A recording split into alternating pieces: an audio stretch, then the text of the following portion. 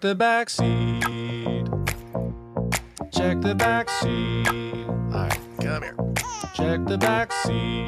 Gets in your head, right? Good. Because every year, dozens of children are forgotten in the backseat of a car by a parent or caregiver. All never thought it could happen to them. But with changes in routines, distractions, or a sleeping child, it can happen to anyone. Parked cars get hot, fast, and can be deadly. So get it in your head. Check the back seat. A message from NHTSA and the Ad Council.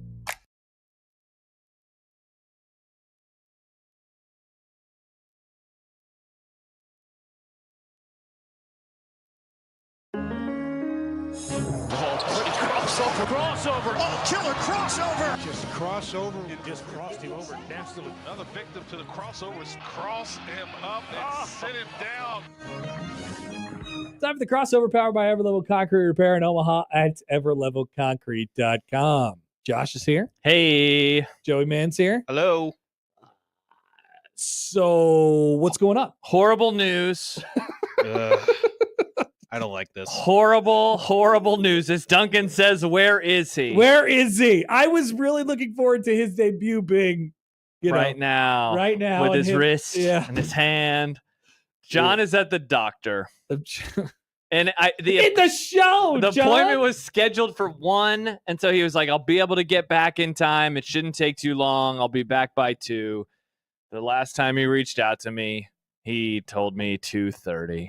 This is not so good. It's just you and me. It's just a normal, dumb, boring crossover. I'm here. This And sucks. Joey. This sucks. Yeah, it does. We were so excited. This is like the Titanic of crossovers. This whole week there was so much far. there was so much hype, and now it's just gonna sink. Yeah. This whole week has just gotten off to the absolute dumbest start in the history of starts. Thankfully, we've had Joey here. He's done a great job. What are all the I'm glad to be things? here. What are all the things? Well, first of all, I was gone. Nick was gone. Nick is still gone. and upon your return, nobody is here. Nobody is here, so I don't have my friends, my colleagues. It's been great hanging out with Joey, though. So this is not great. any shit. This is not shade to Joey. It's just the show has not been any sort of normal over the last few days. So we've had that. Then there's a baseball game yesterday that you're announcing, and they're children, and so Josh has to do a 4-hour show, and then he's hanging out in the crossover. He's obviously tired, saying 2 words at a time. Yeah. And, then Caleb is at home, but his daughter is wanting to wake up from her nap, and he's suddenly gone. And then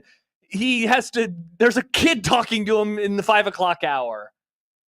And John is still not here. No, it's a tire fire. It's a tire fire. Yeah. Kenneth says, is Nick on his honeymoon? We have to. He'll be back tomorrow. He'll be back tomorrow. We have to.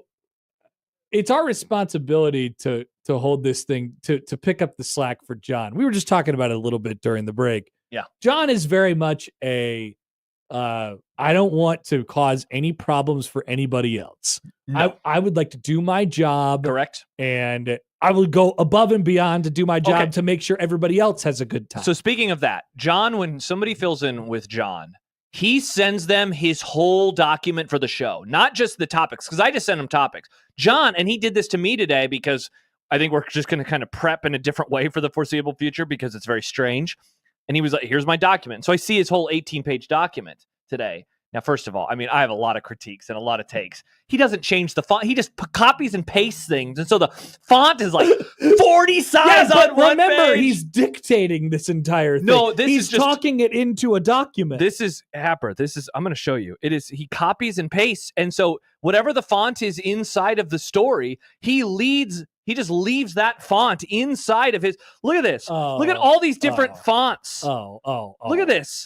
There's no formatting. There's none. You're concerned about the formatting. It triggers me. Don't be mad about the Look format. at this. What is going on with this? Don't be mad about the formatting. I put it on the internet that I hate the way. Look, he has got screenshots. So one thing that John is going to have a lot of difficulty over the next couple of weeks tweeting with correct grammar, capitalization. Yeah. The grammar police is on it. Things of that nature. Yeah.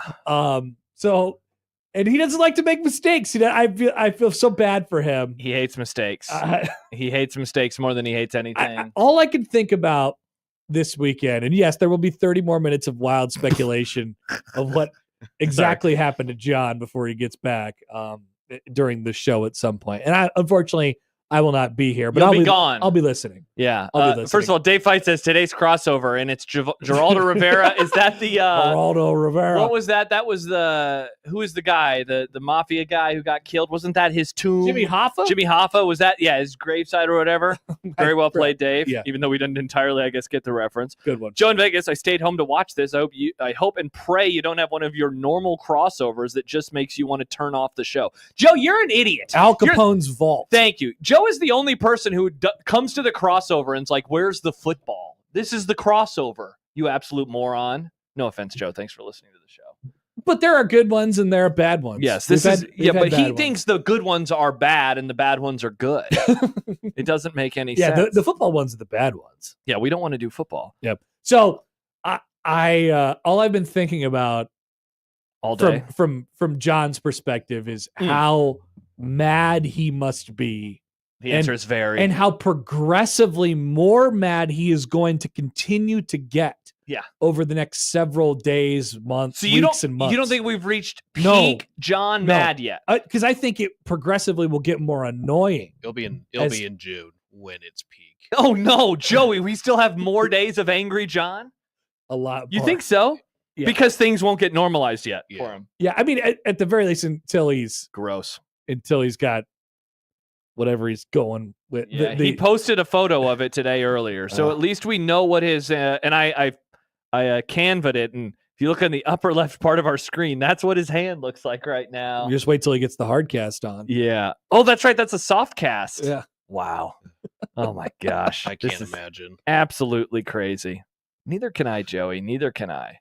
It's going to be a long run for John. The summer's going to suck for him. It is. And he loves the summer. All he talks is about stink. how much he loves the summer and he loves mowing, and the mowing. He's not going to be able to mow. The mowing betrayed him. He's not going to be able to mow. He's going to want it to be fall. He's going to be excited. He's going to have to get excited for football season. He's going to have to count down to college football season. He will. Joey, John and I will now we will not handshake me because I don't want to hurt him more. This is horrible. We will left-handed handshake me. Or no, it would be right-handed, right? It's his left hand. Yeah. Okay, so we can normal handshake meme. That's good. I feel so bad for John. Yeah. I feel so bad for him. I do too. And now I bet he's annoyed today because he was supposed to be here. It's 2:00 and he's not on the show. Yeah. He's at the doctor's office. Uh-huh. Why couldn't the doctor do this appointment at 11? Also, his voice to text is hysterical. Like he's doing that, and it's very, very funny. I know. Oh my gosh. It's so bad. I didn't realize how much he hates voice to text. Yeah. He was tweeting about it. We know he hates texting anyway. That's true. He just wants to. He wants to do it as quickly and efficiently as possible. Or talk. Or he wants to talk. Yeah. So shouldn't he like voice to text then? No, because it's less efficient if you have to go back and make corrections, which you usually do. But in his case, he can't. It's not fun making corrections. Yeah. When you do voice to text, it's not the greatest. What is it about? Like, what does it say about a person if they like voice? You're text? old. Yeah, because Damon Benning responded to John. He loves voice to text. Welcome to the club. I pretty much only voice text. He does. I have seen Michael voice text. Yep. Michael voice texts me, and sometimes it's gobbledygook that I can't read. I don't know what it means. But here's the thing: you have to not care what other people think about you. Yeah, you have to really let that part much of more your life efficient go. to say? I don't think so. Tell Happer, period, that I want chicken tonight! Exclamation. Like, is that really that much more efficient than typing? Want some chicken tonight. Dude, chicken sounds great. What am I going to eat for dinner? I've been thinking a lot about wings. Ever since you've been talking about wings with Schaefer the other day, I've had wings on the mind. Yeah. Well, maybe you were in tune to the wing eating contest at the Husker game. Oh, that was the other. Yeah, I was listening to the Mitch Sherman interview on my drive in, and you were talking about this player that I have never heard of who is no longer on the roster. Pedro writes in. Hello, Pedro. Hi, guys. Will John's wife be there to tell John what questions he can answer? Excellent question. We're not talking about that. Speaking of John, because that's all anyone wants to talk about. Dwayne says, is he going to be able to do the college? Tell Happer, period, that I want chickens. Very normal. Yeah, I don't know why there was a period after tell Happer. Should have been a comma. See, but you know what? Very normal. But that's why I don't voice text because I couldn't do it well. It looks something like that. Okay, sorry. Dwayne wanted to know, is John going to be able to do the College World Series remote? John will be able to drive to Omaha by then. Yeah. That's 7 weeks away. God willing. Yes. Right? 6 weeks away? 7 weeks away? Yeah. Yeah, and the driving limit is 3 weeks. Driving is 3 weeks, yes. So I got one you probably haven't thought about yet. Okay. Creighton's last home game is not this Sunday, but next. Creighton's last home game is okay. Ed Service's last home game. So is his wife gonna drive He him? will have to be here. Yeah, for his that. wife will probably have to drive him, right? He will have to be. Well, so then she'll be triggered. I don't know. Maybe I'll have to go get him. Maybe you will have to go Road get him. trip. Yeah. Wow. Yeah. That would be amazing. Maybe Rob Anderson goes and picks him up.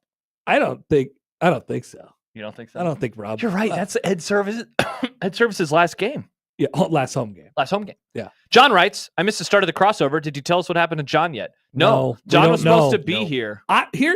Should we tell people like what we know? Oh, that's good. Yeah, for sure. Because then Might as John well. John can come in and tell his side of the story. By the way, I did just get a text from John. Leaving doctor right now. Should be there, period. By 2:30, period. We'll have show and tell. And the and was capitalized. Oh, how'd he get that? How'd he get that capitalized? I don't know. Good job And by there's him. not spaces All right. after the periods. So as John is going to be able to tell his story, Yeah. now John's story, Mhm. in just a few short moments here, and you guys basically have an idea of what's going on already, I will tell you exactly what I know. And I will do the same. Yeah. I think you actually know more than I do. So Saturday. I'm sitting there at my table. I'm putting some finishing touches on baseball game prep, and I get a direct message from John's wife. She slid in the DMs. Wow. Oh, that's right, because your DMs are open, right? All the way. Wow, the that way. is just despicable to crazy behavior. Why? I don't want people DM. I hate when people DM me their takes. People be DM me their And takes look, all the time. If there's a listener out there who I've DM'd and then you DM me, and if you never hear from me, it's because I don't want your Husker football takes on Saturday. That's okay. So you don't have to see all of them, but I'm glad they were open in this case because it was John's wife saying, This was important. John broke his wrist, call me. And George is dead. Call me back. yeah, exactly that voicemail. And so then I called, and it was probably a little shy of noon at that point. The game was at 6:00. And I was planning on doing a baseball game with John that night. It's military appreciation night. And John loves the troops. John loves the troops. Oh, I can't even be there to support him. It's a great night. Can't say thank you for your service. And then she's like, yeah, it was pretty bad. I'll skip over what she told me he did. Yes, because I don't know this, so I Yes. actually don't want to know. Yes, but It involves tripping, it seems. his wrist is broken. I was like, oh man, his wrist is broken. That sucks. And she's like, yeah, it's bad. It's horrible. It's bad.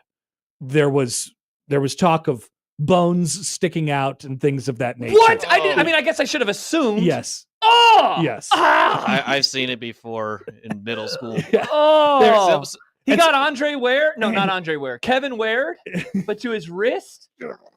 John's never seen that injury before because it makes him so uncomfortable. I've seen it up close on a field trip. Someone attempting a cartwheel and oh no, it made me nauseous and I passed out. Yeah, it's gross. It's gross. I've seen pictures. I didn't see any bones sticking out, but his wrist is totally. So effed. you've seen photos of John's wrist? Yeah. Oh wow, I haven't seen these. Yeah. You want to show them to me during the break or whatever? Sure, I got them right cool. here. They're I've not just seen this. they're just on here. Okay, so that's what you know. And meanwhile, I at the same time as Happer was getting these DMs. You haven't seen this? Oh my gosh. It's just, I don't know if I want to Oh, it look. looks like it's just dangling there. That's a bummer. Yeah. So while Happer is receiving these, I am getting the strangest messages of all time where it is a phone number from an at T-Mobile, I don't know what is happening. She is emailing me via text, I think, is yes, what's going on. I think that's right. Yep. John could have just given her my phone number, which eventually he did because then she texted me. But I'm getting these messages, and then I got an email from her that was like, "Did you get my messages?" And I'm like, I don't know what you're talking about. I didn't receive anything. And then I was able to scroll back and find out. And yeah, so I basically know what you do, except you apparently know how the injury happened, and I don't know how the injury happened. Mm-hmm. Wow, those are gnarly. Holy crap, I had not seen those. Yeah. I did did you get videos of John coming out of his stupor? I heard that they existed. I have 2 of them. I don't have those. Yeah, I will not be sharing them. very colorful language. At one point, John is speaking in a Southern accent, and then he asks, why am I speaking in a Southern accent? So he's like, he's loopy, but he kind of knows what's going on. A lot of curse words. I can't imagine how angry he is. And then apparently, I don't think there's video of this, but I was told by his wife that like one of the first things that he said was my name. That he came out of it and it was talking about me. Now, I didn't know if that's a good thing or a bad thing. Like, because I figure he's about to be as honest as he's ever been. So I hope that it was like, I miss Josh, not, Josh sucks and I need a new co-host tomorrow. What did he say? I don't know. I think he just said my name. It just said Josh? Yeah, I think he just said Josh. Josh! Josh did this! So that's what we know. That's basically what we know. I haven't talked to John outside of a couple, emails as far as getting things lined up for various things. Yes, we have the 1620, the Jays pod, and he'll be involved with it this week. Yeah. Apparently, I was talking to Patrick, one of the SIDs at Creighton today. John did an interview yesterday, so he is able to talk. So that's good. That's important. He's going to be doing 4 hours a day. Going to be doing 4 hours a day. So, but he's going to be home for a while. Yeah, home for a long time. So for some time. That's what we know. We got to get him back. We got to get John back somehow. Well, we kind of said the other day when he's probably going to get back into the studio, and we said after Memorial Day is most likely. Yeah, one of the first messages that I got from his wife was that he will be in a splint with his palm up. So what does that mean? For 6 weeks. So just Photoshop a plate in his hand. What's for dinner? What's for dinner? Oh my gosh, Joey, it's a tremendous idea. I don't even understand. Nick, time to update the graphic. His palm up. His palm up. I don't know. Yeah. John doesn't realize that he is like the heartbeat of 1620 the zone. We miss our man. He is the steady presence. He is. He's there. He's doing his job all the time. It's no wonder the station is falling apart this week without him. When he's gone and he's in pain, something has gone horribly wrong. It's a domino effect. And everything gets messed up. Yeah, when your dad is like not in a good mood, it ruins the mood of everybody. Exactly. And he is 1620 the zone's dad. Yeah. Yeah. Oh, YouTube user, excellent question. Will John use this as rationale for not having to do big red overreaction in a few short months? No, if anything, this should cause him to do more overreactions. Yeah. He needs to give his takes. John will make up for the fact that he didn't do some things that he missed April. That he missed a Monday and Tuesday at the end of April. He didn't do this post-spring game show. He has to do more big red overreactions. The Husker game. So that's what we have. So that's what we know. Sorry that John wasn't here to tell us what we. I look forward to listening. I'm sad that I won't get to help interrogate. It was going to be awesome. It was going to be the best crossover ever. People were saying Happy New Year. I was already saying Happy New Year. Yeah. I was planning on Happy New Year. We have our biggest YouTube audience, in a while here. It's, Wow, was there really some buzz about this in the community? I think people were excited. Everybody was ready. It was either that or they wanted to hear us break down the On3 acquisition of Rivals. Yeah, what's up with that Shane and Terry guy? Yeah, that guy. That guy is always buying stuff. He loves buying stuff and then retiring stuff. and then non-competes and then coming back into the game. Yeah, I can't wait to see what his next recruiting website is. That is not what we're talking about in the crossover. It's going to be really cool. Really, really cool. Jeff writes in. Hello, Jeff. Daddy's home. Lick, lick, lick. See, and that's the other thing. What else does John love to do? Watching Baylor Shireman drill his first playoff three-pointer last night. That's not, Joey. That is not what John loves to do. No, I was going to say walk his dog. Yep. Inside of... Yep. Oh, wait, his bio has changed. His bio used to mention Walker of Wrigley. Now it says, and Wrigley's best friend. So he is not a walker of... Maybe he's already updated it because he will not be walking Wrigley anytime soon. Could you imagine? Now, there's no world in which... Because this is we're dealing with a mowing incident here. There's no world in which this happens in basketball season. But could you imagine? Oh man, Happer, you'd be the voice of the Jays. No. I'm not talking about that. I'm talking about him sitting next to Greg McDermott in a full arm cast the entire season. That is special. So along those lines, Happer. Some news. He made fun of constantly. We are going to have Greg McDermott on the show tomorrow. Oh, no. And we booked this a little bit earlier. Now, we got the email from Rob Anderson about it. And I responded, thanks, Rob. Tell Mac to go easy on John. He doesn't think that Mac knows. He doesn't know. He doesn't think that Mac knows. I don't Mac think he is would not a know. friend of the Grum. He wasn't listening on Monday saying, "Where's John? Why is it Josh and Schaefer? Where is John?" So We ought to get the word to him I think so. because he needs to prepare material for the jokes. Well, plus if he learns as we're beginning the interview, Then it's sad. and or Right? that is just going to throw everything off, and he's going to say, "I don't want to talk about anything but John." Because he's going Which to is kind of funny. Mhm. And I'm sure you guys want to talk about other things like when you're retiring and things Yeah, like why that. are you retiring Like, now? why are And, you Hey, retiring? how about this transfer portal class? Yeah. Stibbs says, "WTF? Where is he? He was at the doctor. Stibbs. He's on his way home. He'll be home soon. He said he'll be on the air by 2:30. So he's just not here for the crossover So what else is there to talk about? with John. Oh, never mind. I just got a message from somebody. Oh, I've let Mac know. LOL. Okay, good. Mac knows. Well, wow. Can't wait to see how that looks tomorrow when we talk to him. There's going to be a lot of reason to listen to Unsportsmanlike Conduct. There really is. For every day, there is a great reason to listen to Unsportsmanlike Just for- Conduct. Just for different reasons than it is. normal. It is going to be a bit different. Yeah. Yeah. You guys haven't had a show together yet since you've returned, right? No. And you'll not see him for another month or so. I probably won't see him until after Memorial Day. Amazing. Yeah. Yeah. Okay. Yeah. So you guys, there wasn't the whole like, Boston. Josh, congratulations. Correct. Like you've had this great monumental moment. in John your was very life. nice. You know how we talked Yeah. about how John, a text from John is a rarity and it should be treasured and held close to your heart. I Right? love it. I want to hug my phone. when it John happens. texted me, I think it was either the Saturday or Sunday before the race. He texted me Sunday afternoon, wishing me great luck, like actual kind, heartfelt words. Mhm. And then the next time I talked to him was, "Are you okay?"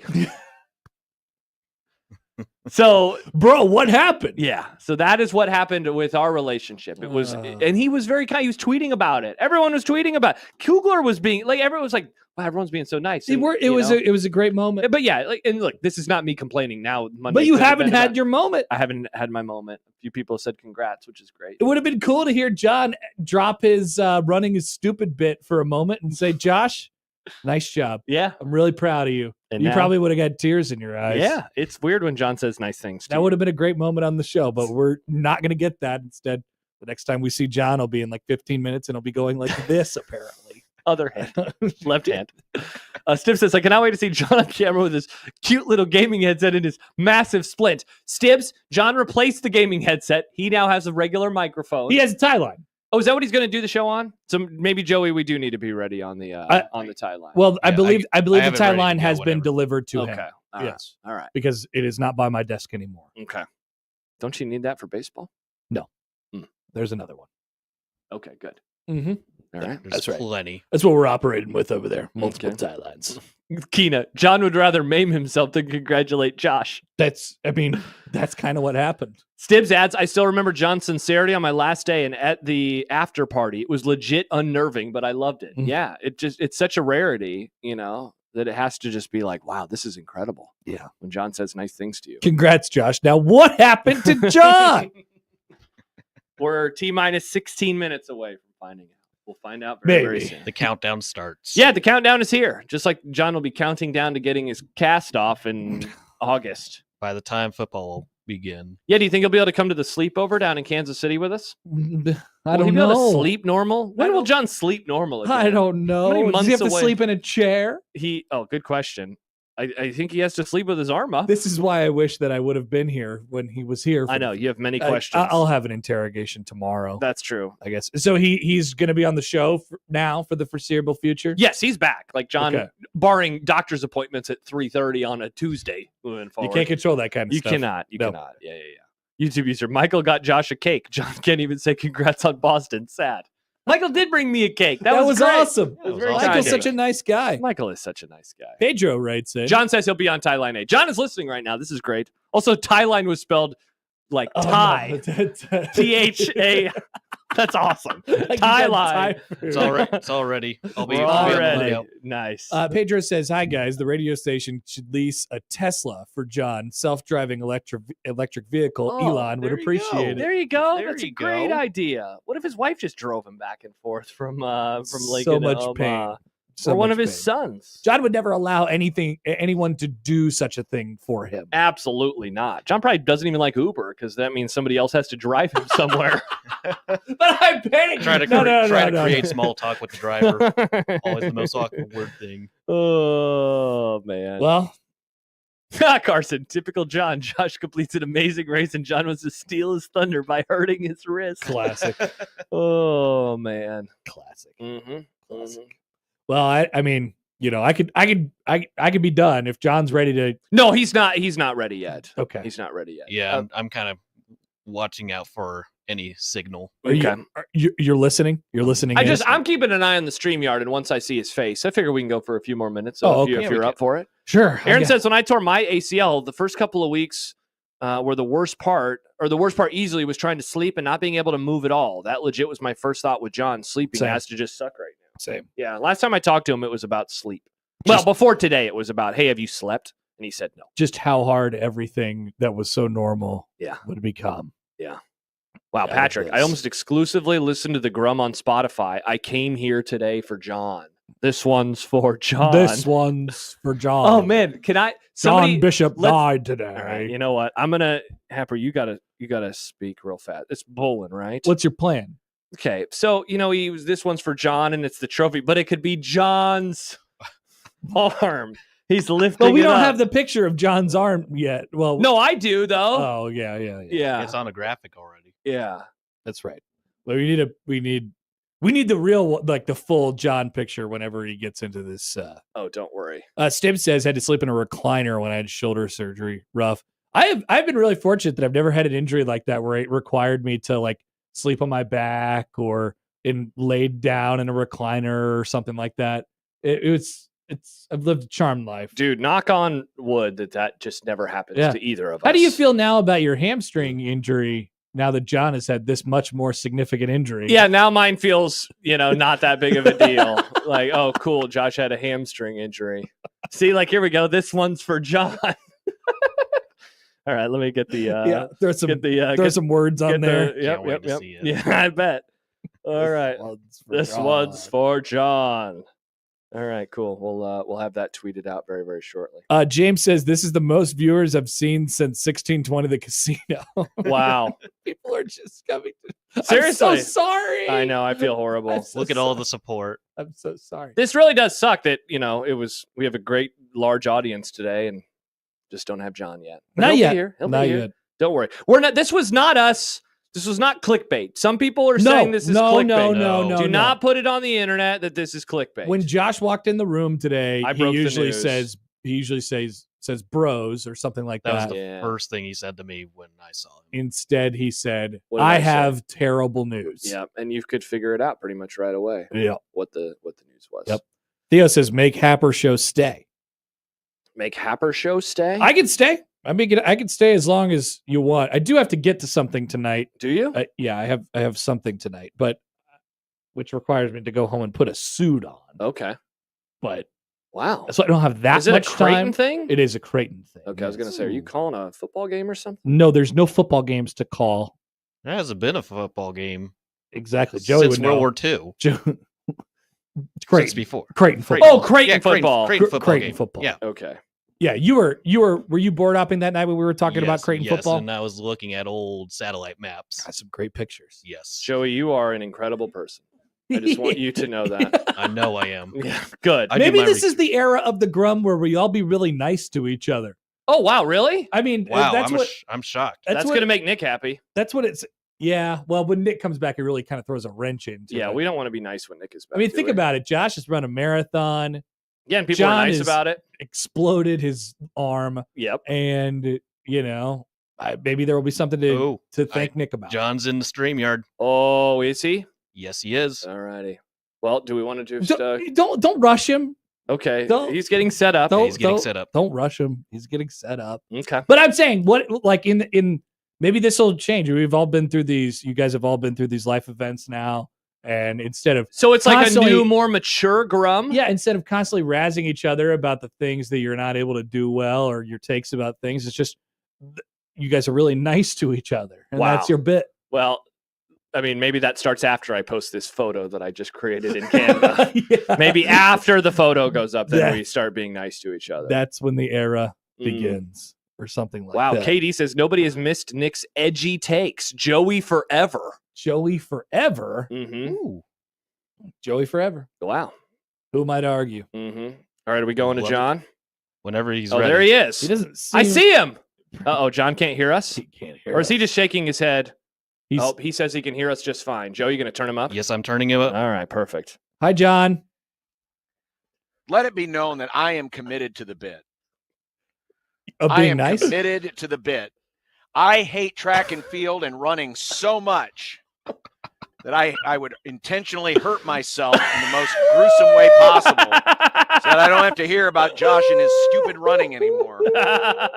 I am really committed to this bit. John, I'm so sorry. Look at what they've done This to is our so boy. stupid. What you should have seen is me trying to put these stupid things on my head. Oh no.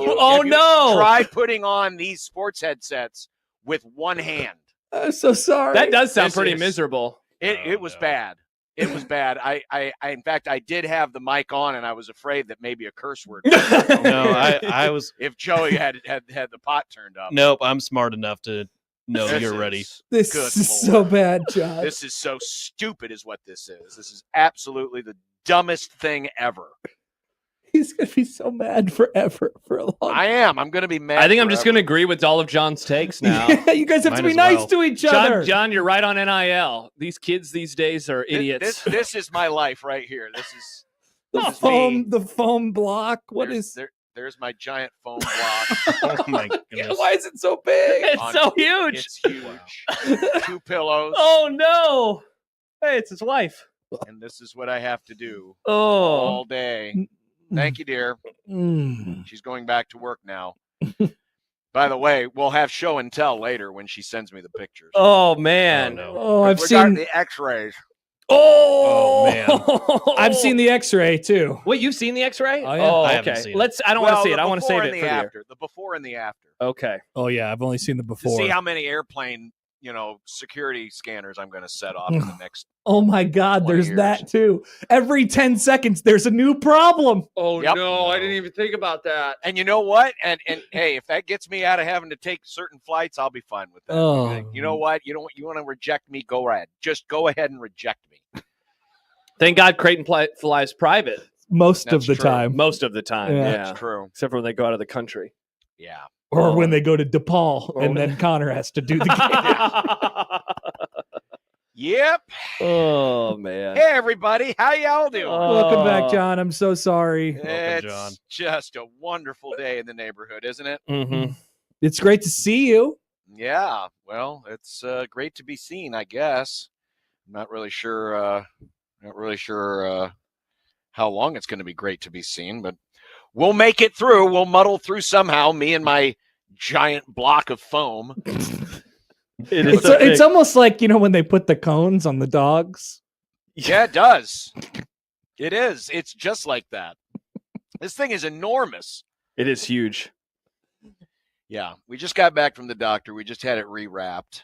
So anyway, well, what do you want to know? What do we want to do? Are we taking a break or do we want to do this in the crossover? We should probably take a break. Shouldn't Okay. we? That's Yeah, fine. all right. I will Too listen far to it in the car. You'll be in the car? Or you're more than welcome to stick around if you'd like. I just thought we'd. He's stay got to the go put a clock. suit on. Oh, Well, I can. that's right. You're doing the Billies tonight. Yeah, I can stay though because I do want to hear this, and I will probably have some follow-up questions. So Okay. I'll stay for a segment. All right, perfect. Cool. Well, there you go, folks. It's going to be a long. You know what this feels like? Feels like COVID all over again. That's what I said on Monday. COVID happened again, And but just to John. and it smells like COVID too. Oh, And it's man. only going to get more smelly Oh no. as time goes by. Mm. All right. Well, just hang in there, friends. We got a lot more to come, and I promise we'll talk sports today. Nice. I have takes. Oh! I have many takes. Awesome. They're all angry. Anywho, I'd say it's good to be back, but I still don't know if this is actually real. I might actually be dead. I'm not sure. R.I.P. John. We'll find out. Well, apparently John Allen Bishop did that, so why not take out John Michael too while you're at it? All right. We'll be back, and we'll tell you the story of how this all happened, and then BS our way through the next 3.5 hours. Mm-hmm. Oh, I thought you were going to say 3.5 weeks. 3.5 months, maybe. I don't know. Who knows? See you at Arrowhead. We'll be back in just a moment. It's Unsportsmanlike Conduct on 1620, the Giant Cast.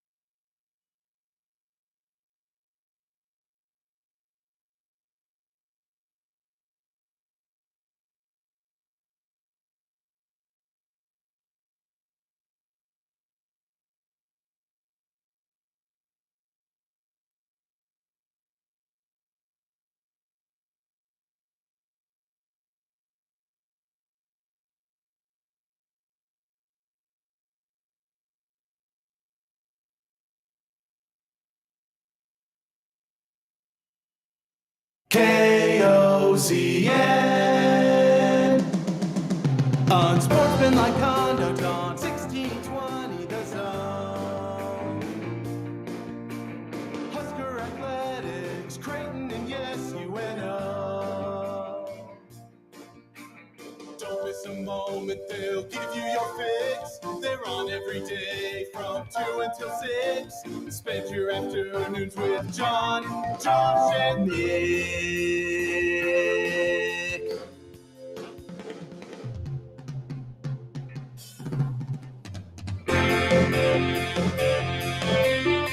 John, Josh, and Nick. They'll show you what sports talk really is. I've been waiting 5 days to say this.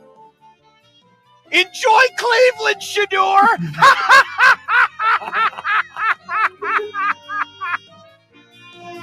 Unsportsmanlike conduct on 1620 The Zone. Husker Athletics, Creighton, and yes, UNO. Oh, boy. We have done some shows under interesting circumstances, haven't we, Oh, yeah. in the last 12 years? Well, we've crossed yet another threshold of more interesting, stupid stuff.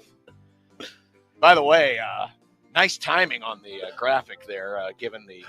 Yeah, that's what I said. Half said it during the commercial. Considering, honestly, if there's one thing that makes me feel better, at least I'm not John Elway's friend right now. It's not good.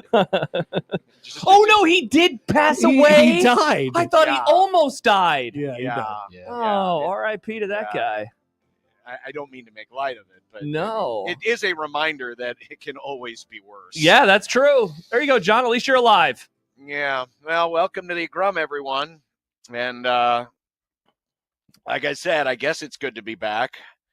This is where I'll be for the next few weeks. Sitting in my house, elevating my arm on my giant. I mean, if we got, all y'all out there, you fancy yourselves to be so creative and so smart. You need to come up with a name for this thing. I am putting it in the hands of the friends of the Grum. All you jackals out there, I want you to come up with a name for my giant block. It's like a Minecraft That's your thing. assignment. It is. It looks like that. You ever heard of that? What is it called? Roblox? Is that the show? Yeah. Yes. Yeah, my sons had that. That's the first thing I thought of was I look like a giant Roblox. John, we watched you get up during the break, and That was fun, wasn't it? You were swinging your arm was like behind your body, and it was just like it's an extra complete thing. Again, putting these headphones on with one hand. We watched. It's a pain in the ass. So anyway, here we go. You know what? It's probably better. I guess we treat this like a press conference, right? Yeah. Fire away, whatever you. You don't have an opening statement, John? Let me have it. But he's like Scott Frost at Big Ten Media Days. I'll let you know that my girlfriend Jordan is sitting over on the side here. And if you ask anything she doesn't like, we're not talking about that. She's gonna nix the interview right here. I mean, the first obvious question is what happened? What happened? Yeah. What happened? All right. Well, yes, I was gas mowing. Let it be known that it was not the fault of the gas mower. It was the fault of the gas mowee. Well, I guess it's got to be your bull. Yeah. Anyway, it was. So I finished. I had gotten done, and as any good responsible gas mower owner does, they take the mower out, they get the hose out, and they clean off the lawnmower. Right. Oh wow. So I was getting ready to do that, and like a dumbass, Connor, do you remember? It was I think it was the St. John series when Connor Capisi chucked his mask to the side, going after the pop fly. I didn't take my own advice. So the bag was off the mower. The collection bag was off the mower. And instead of, putting it somewhere else besides in the middle of the frickin' yard, I decided to put it in the middle of the frickin' yard. And as I'm pulling the hose out from the house, I was backing up, right? So I was unwinding the hose and I was just backing up. And I backed right over the bag, tripped over the bag, and landed full on wrist first on the sidewalk. Oh, I didn't know it was on the sidewalk. Yeah, it was on the sidewalk. And I immediately knew something was really wrong. And I took just enough of a look as I'm laying face down on the ground, and I could see that my hand was not where it was supposed to be. Oh no. And that's when I knew, okay, we're in trouble. Thankfully, my neighbor across the street, who probably saw the whole thing happen and was, getting past, guffaws of laughter, because I'm sure it looked very graceful, came over, realized what was going on, went and got my wife. We loaded up into the family truckster and drove to the hospital, where I spent the next, how long was I there? Maybe 24 hours? It was a long time. it was. Wow. I mean, we got out Sunday. We got out Sunday at noon. So yeah, I guess from start to finish, from time arriving at hospital to leaving hospital is 24 hours. You have fallen down before, John. What was it about this one that caused so much? I mean, nothing else. I didn't scrape anything. I didn't That's hit crazy. my head. I didn't scrape up my hand. I didn't scrape up. All 580 pounds of my fat ass landed right on the wrist. Oh God! It took the whole thing. And Wow. And it was just one of those things where, because you're surprised by it. You're backing up and you're like, and it's like kind of happening in slow motion. It's like, why am I falling? What is there to be falling over in this yard? And, it was, that's how it happened. Yeah. And destroyed it. You guys have seen pictures. Yeah. That's the reason why I was late, was they were readjusting the bandage around this thing. Don't worry, this thing, I mean, I can take it out of there. I can wave it around. Look at me. Hey, I am not an animal. I am a human being. But we had to get the bandage rewrapped. And so we got some before and after pictures of the X-ray, but they basically put in. Yeah, you have you got a lot of metal inside of you right now. So they put in.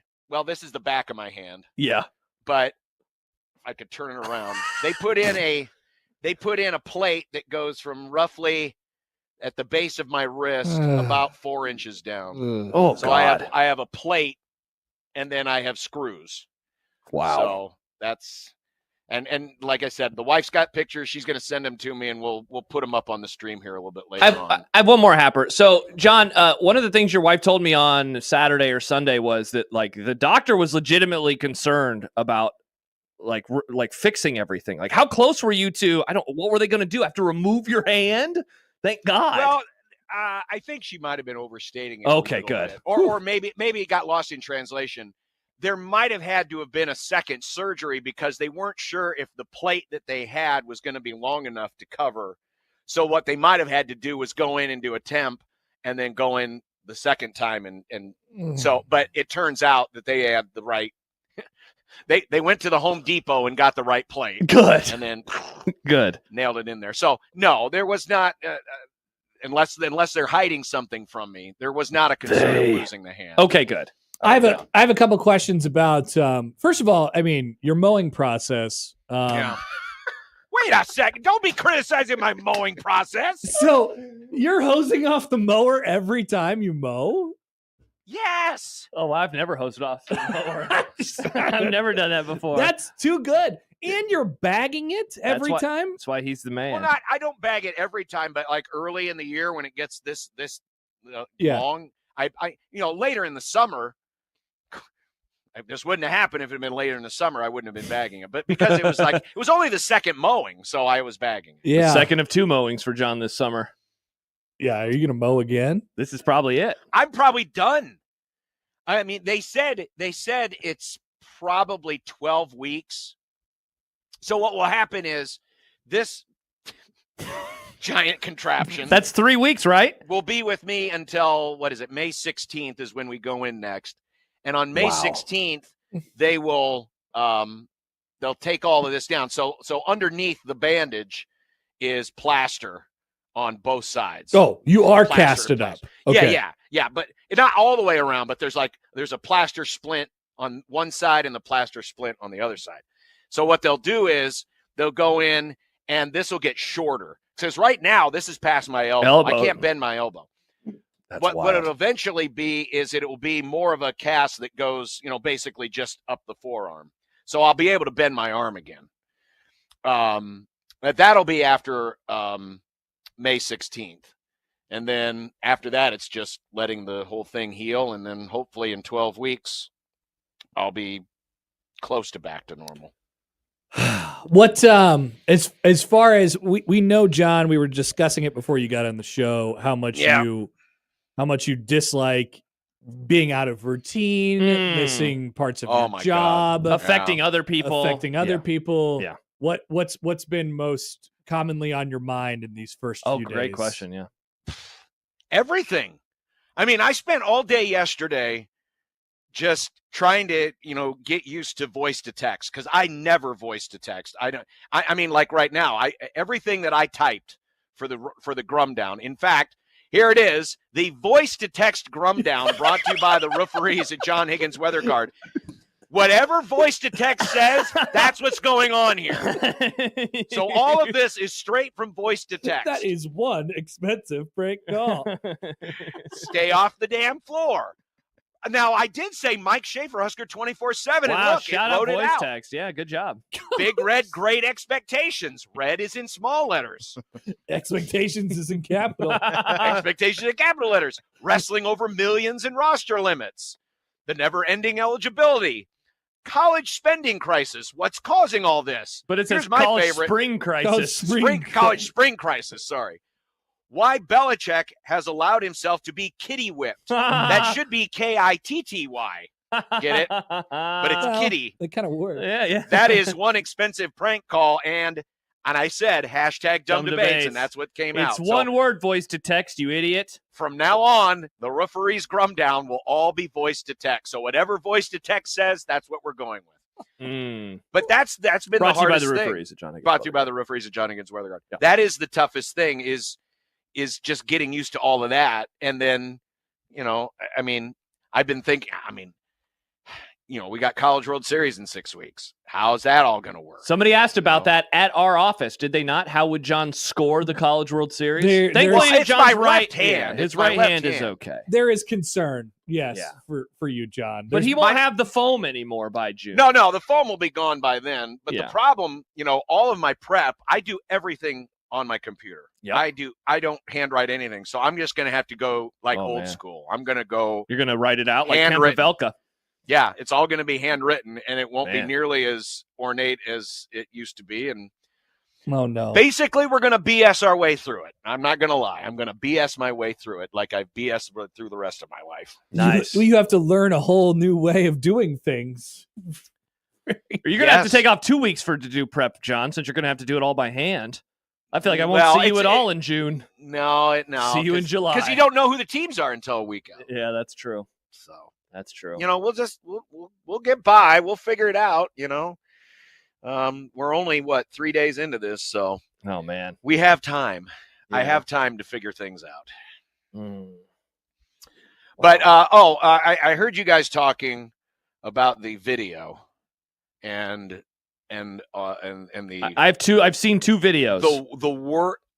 The worst part of this. Well, I'll say the second worst part, because the worst part was Sunday night. Sunday night, because we were at home.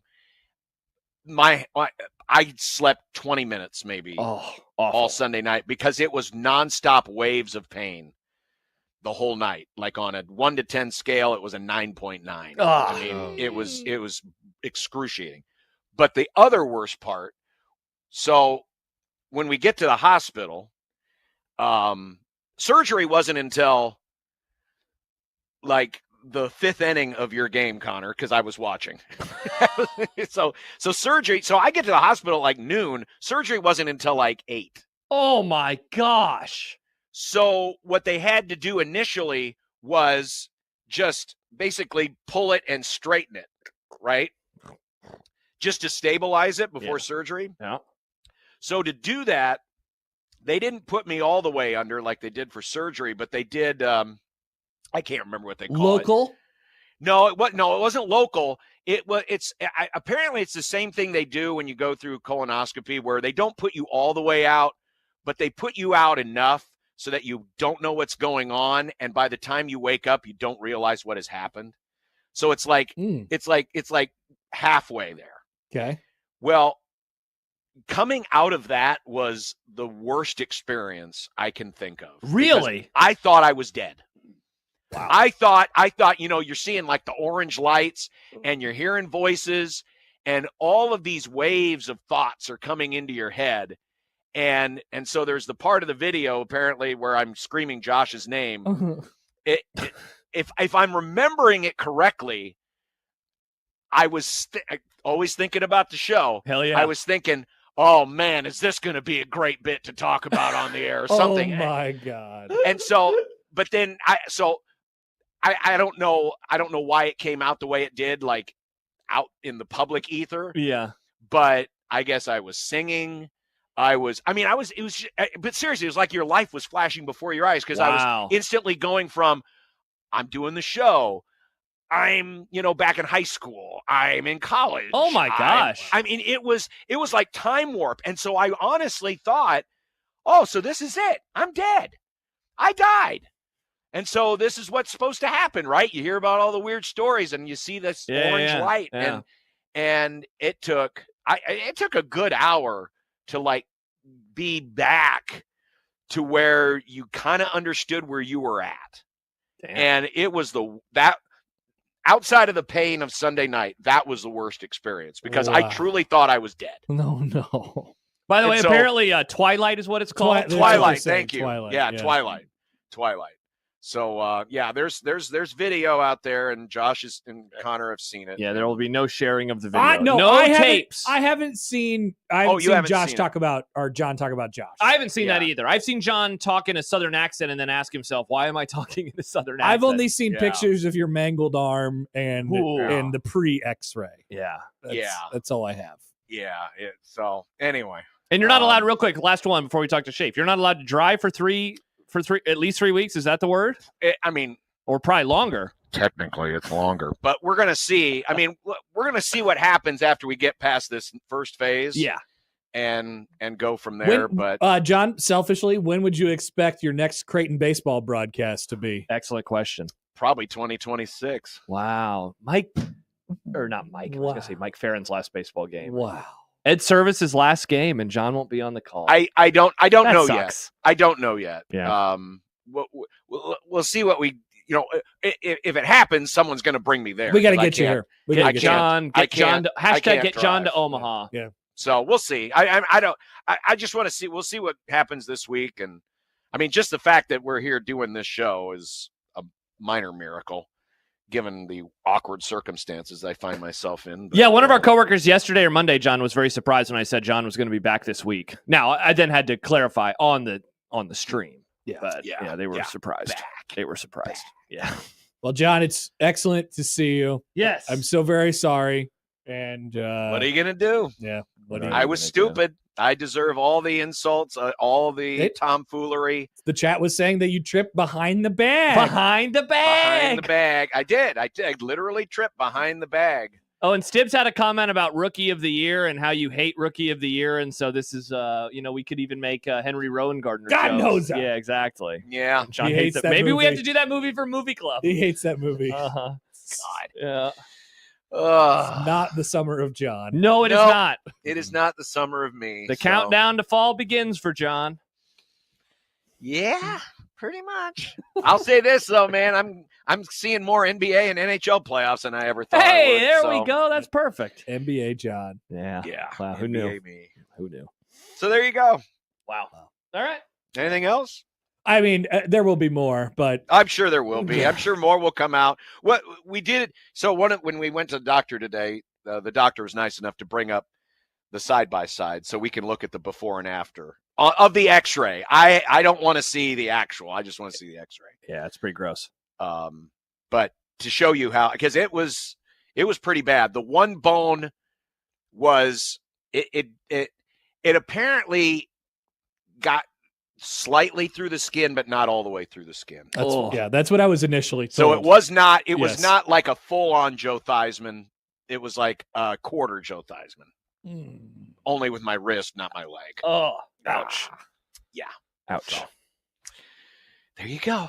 Okay. Well, Fun times. have a great show, guys. Bye, Have a Happer. great time Bye, at the Happer. Billies. Give everyone my best. I will. I'd like to give you an award, John, but I don't think I'm in charge The of that. dumbass of the year. That you can give to me. Okay. The dumbass of the year. Oh, look, and here's my trophy. It's a giant blue freaking block. The cube of idiocy. Right there. No. The cube of idiocy. All right. Connor, thanks. Thank you, John. Yeah. And there you go. So I guess we're gonna do a Grum now. Let's do a Grum. Mike Schaefer's joining us. Let's do a Grum. Recruiting.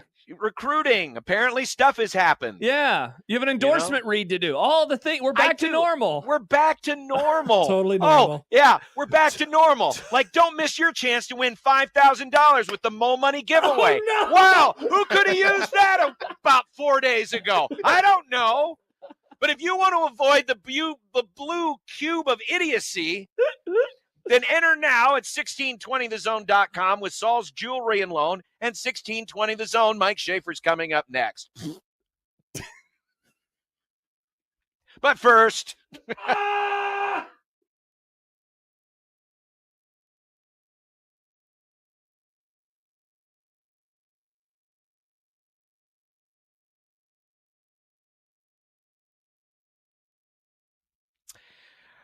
well, friends, one thing I won't be doing anytime soon is remodeling anything, but that's probably a good thing because I'm not good at it anyway. But you know who are? The folks at YHIC, your home improvement company, and remodeling is what they do. And right now they're offering their biggest sale of the year. So if you've been looking to remodel the bathroom, and boy, could I use a new walk-in shower now.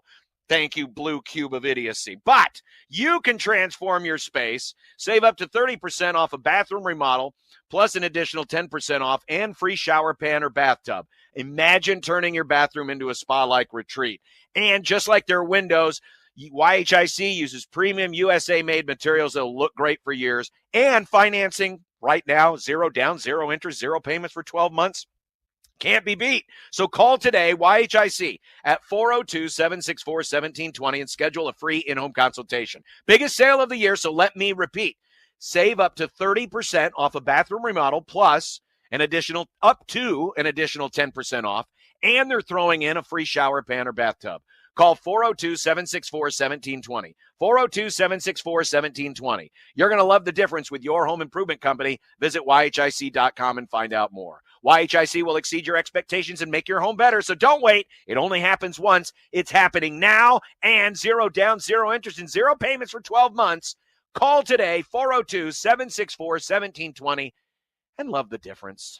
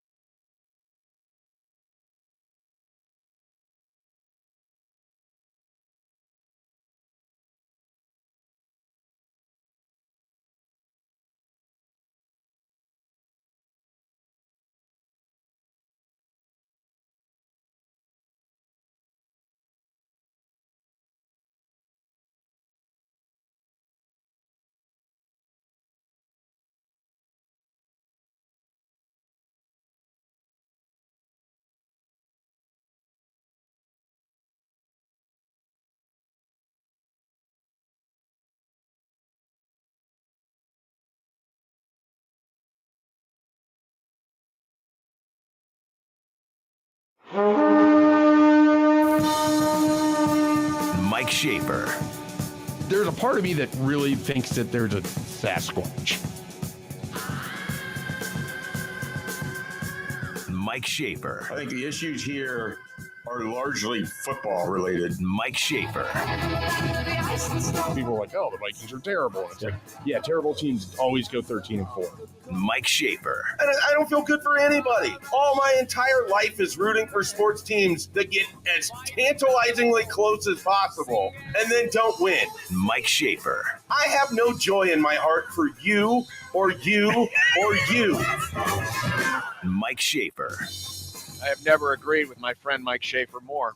I have no joy in my heart right now for anything. Welcome back.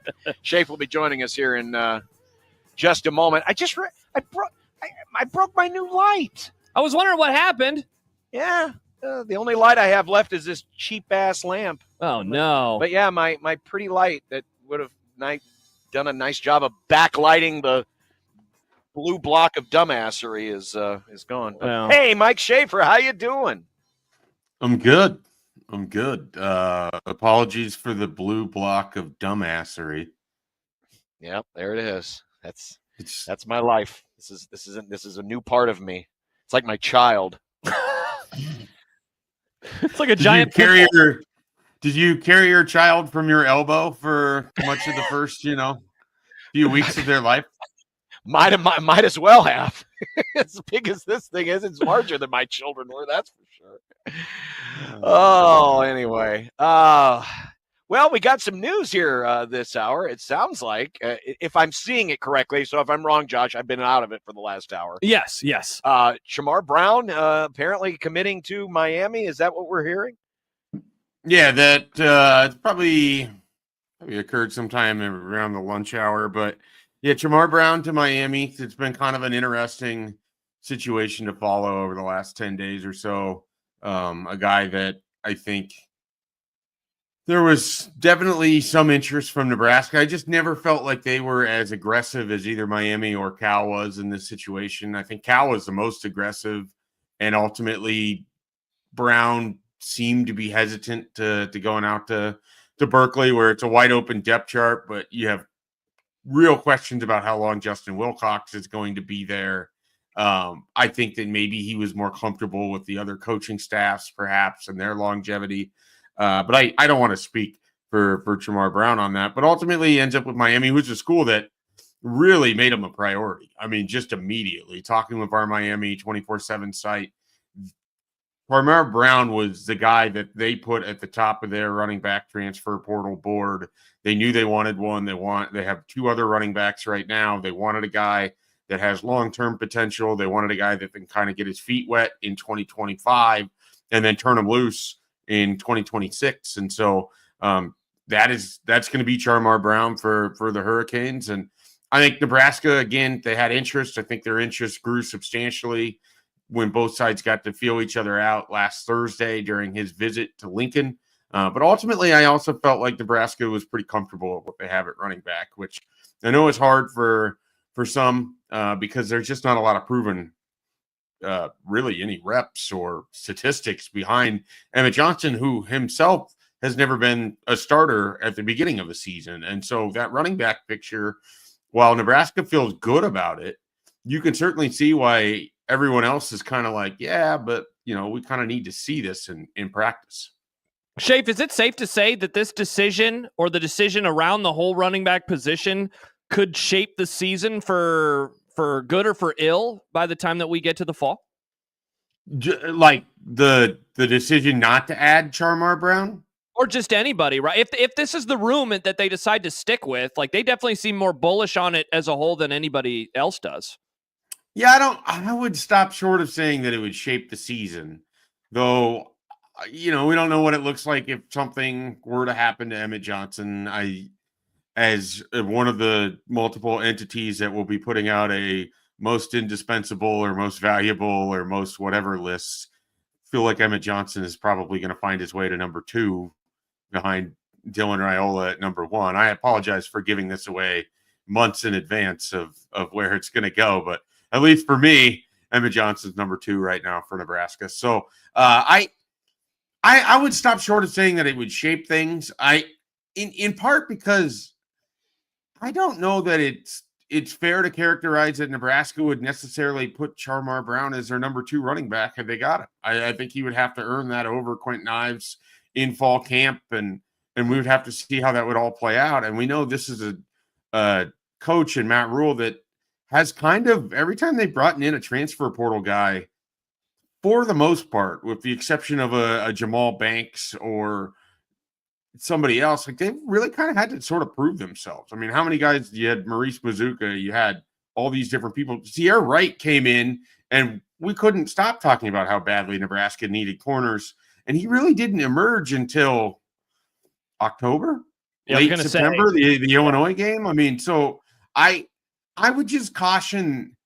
I think it's easy to assume that everything that comes out of the transfer portal is going to ultimately help you right off the bat. And I would say that we have seen more often than not that, particularly with Nebraska, they don't view it in that same light. Now, obviously, there's counter examples to that. Elijah Pritchett, probably your starting left tackle. Rocco Spindler, I'd be pretty surprised if he's not a starting guard for you. No, on the same token, Williams Winery, probably not starting for you as a defensive lineman. So it kind of cuts both ways. Yeah, I don't disagree with you in principle, Schaefer, or even the notion that, hey, just because you come here doesn't mean you're going to be handed anything. Certainly he wasn't going to be handed the number 1 job, but the idea that he was, basically the rookie of the year in FCS and ran for over 1,000 yards would seem at the college level to maybe put him ahead of a few of the others. I'm curious, though, going back to the room as a whole right now, I think they could have used him. I really do. If I have a concern about this team this year, it's the running game, because they say they want to lean on it more, which is great, but there's not a lot of proven talent in there, and what they've been telling us is the proven talent. To your point, he's never started a season before, so we don't know what it's going to be like when he's at the pole position versus when he's racing from back in the pack. So while it's not a deal breaker, obviously, that Brown didn't commit, it is kind of surprising that Nebraska didn't do more to boost this room, at least in my opinion.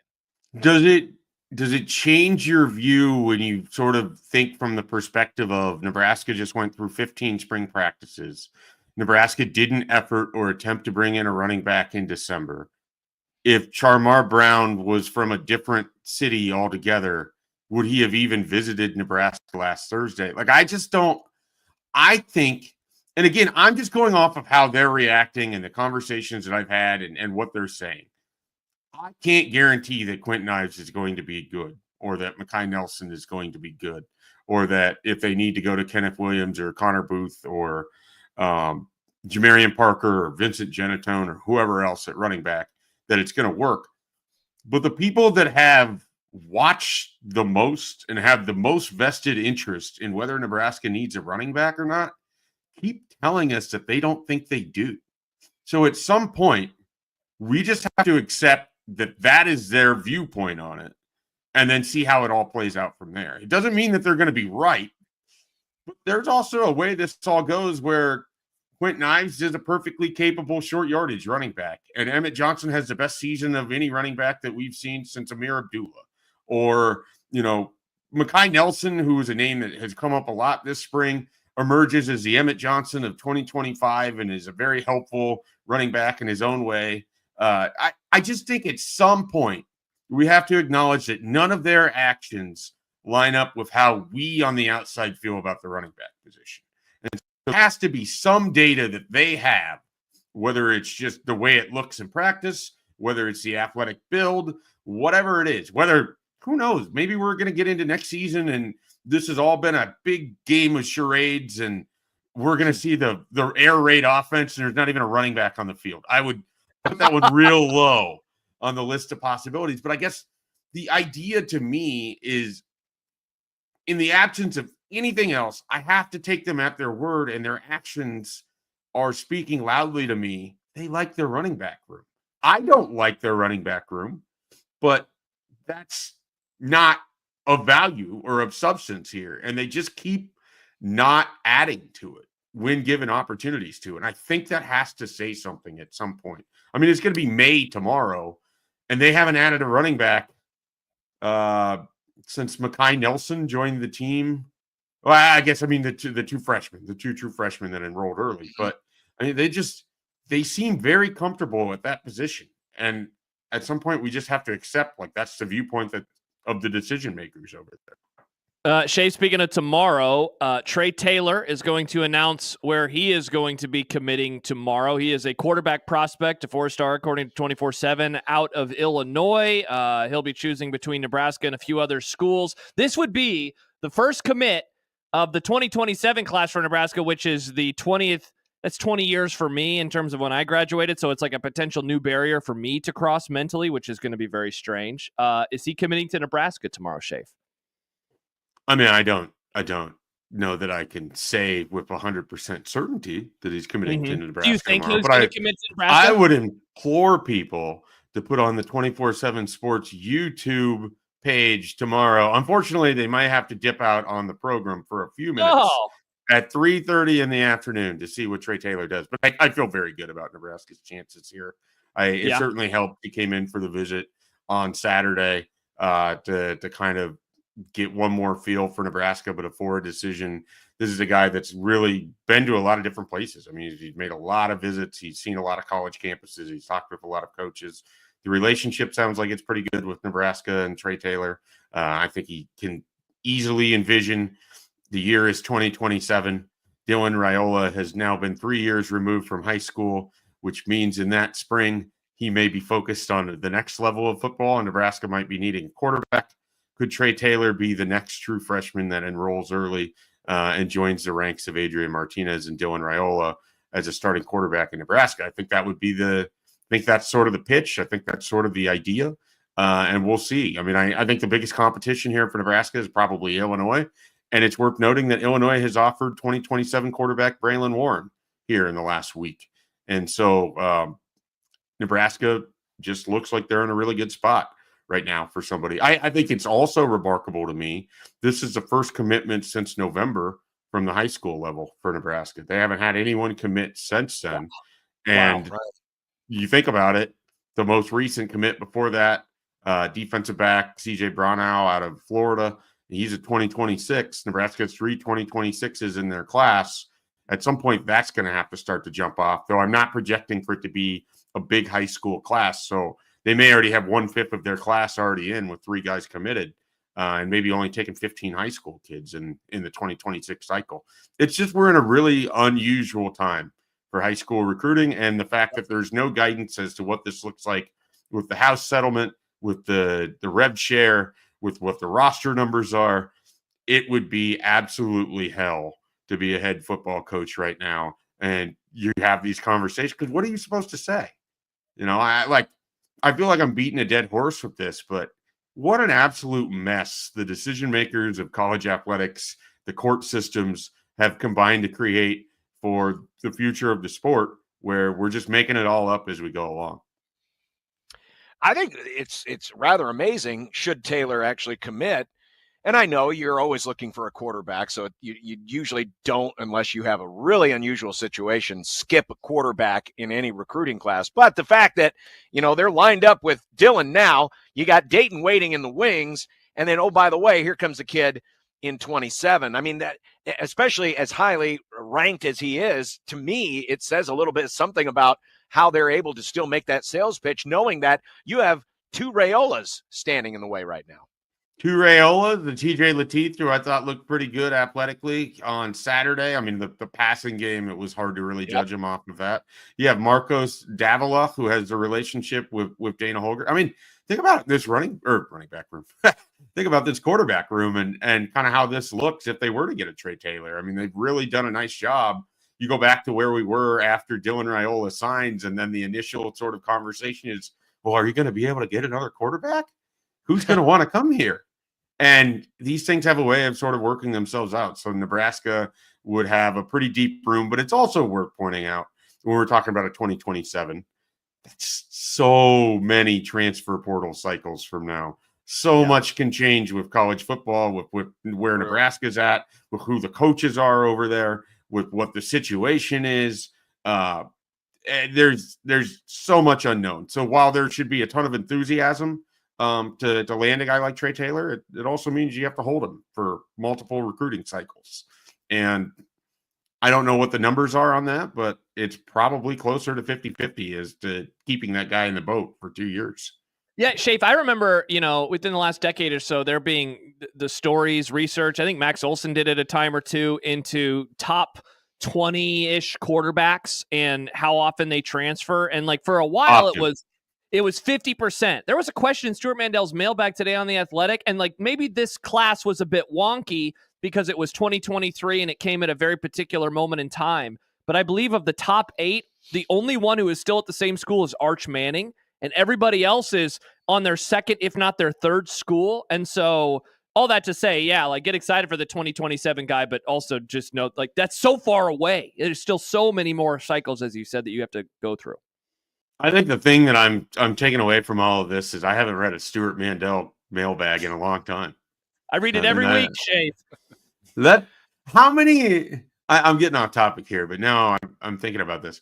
How many questions? How much mail has Stuart Mandel answered in 25 years of writing for previously Sports Illustrated? I think is where he was at, and it bounced Fox around Sports. a little bit. Yeah. Well, let's say that mailbag has been honestly. I mean, that is one of the guys that when I first started reading about college football at large, I mean, he's one of the initial national college football reporters that I can think of.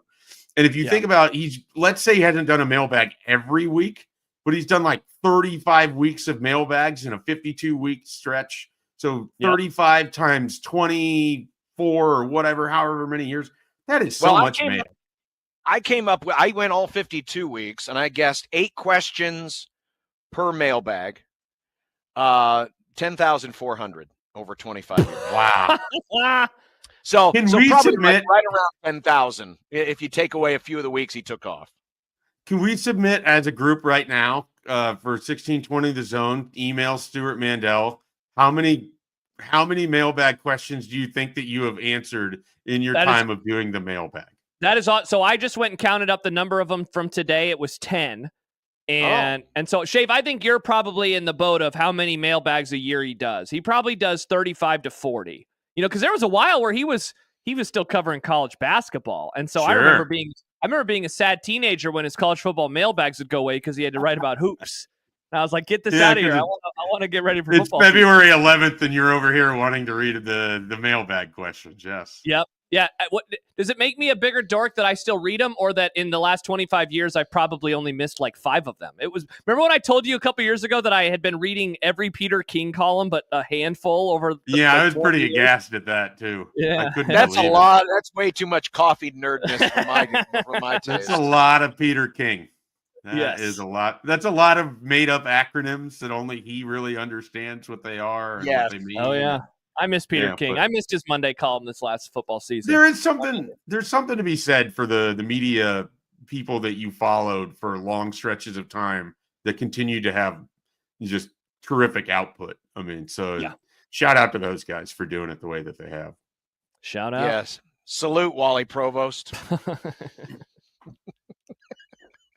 I don't know that you had a question that I didn't even bother to answer. I'm sorry, Josh. No, I liked your response. It was funny. It was a good response. Mm-hmm. It was a good response. All right. Well, Shafe, thanks for being the first guest on the new era of 1620 The Zone's Unsportsmanlike Conduct, the giant blue foam block era. Back the blue block. Yeah. Thin blue block. Can we get a... It's not submissions. We are taking submissions for a nickname for my giant foam block. Bulky? We'll pick one at the end of the show. Put me in for bulky. Someone will do better, but I'll throw bulky. In for that one. Yeah, it is bulky. All right. Sadly, I feel like I'm going to become attached to it, and then Stockholm syndrome. It'll be Stockholm syndrome with the blue block. I think the smell will get to you by the point that you get to get rid of it, that you won't be attached to it. Yeah, probably. No, I mean, the the bandage, that'll all the smell will be right there, right there. no. I don't know. I'm having flashbacks to That doesn't being smell too bad.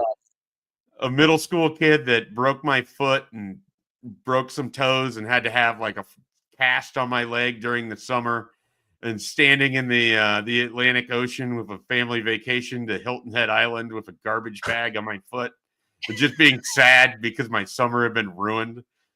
That's the only time I've ever had to be in a cast, and it was just a horrible, horrible 10 weeks. So I wish you the best.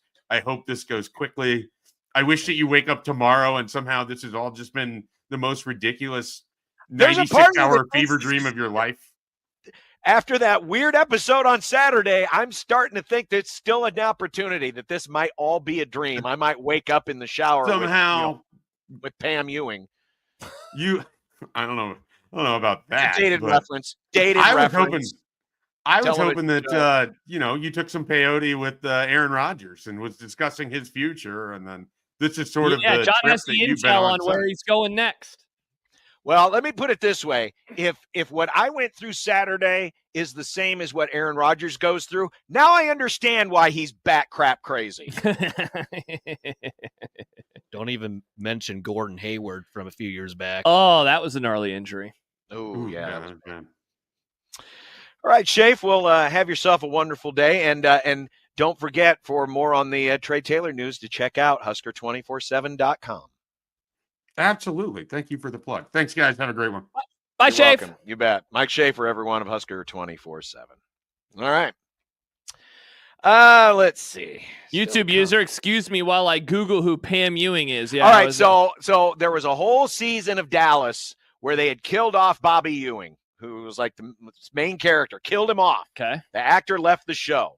But then he decided, oh, I miss Dallas, so I'm coming back to the show. So they wrote off the entire previous season by having the first episode of the next season where Pam wakes up, goes to the shower, opens the door, and there's Bobby Ewing saying, hi, how are you? And it was all just a dream. Wow. Shows loved back then doing the whole season has been a dream. Wasn't it St. Elsewhere? Spoiler alert, the finale was all in that little kid's all in the little kids, the was it autistic kid's brain or something like that? It was like and it was in the snow globe. Is that what it was? Yeah. Yeah, we weren't very creative back then. No, apparently not. Apparently not.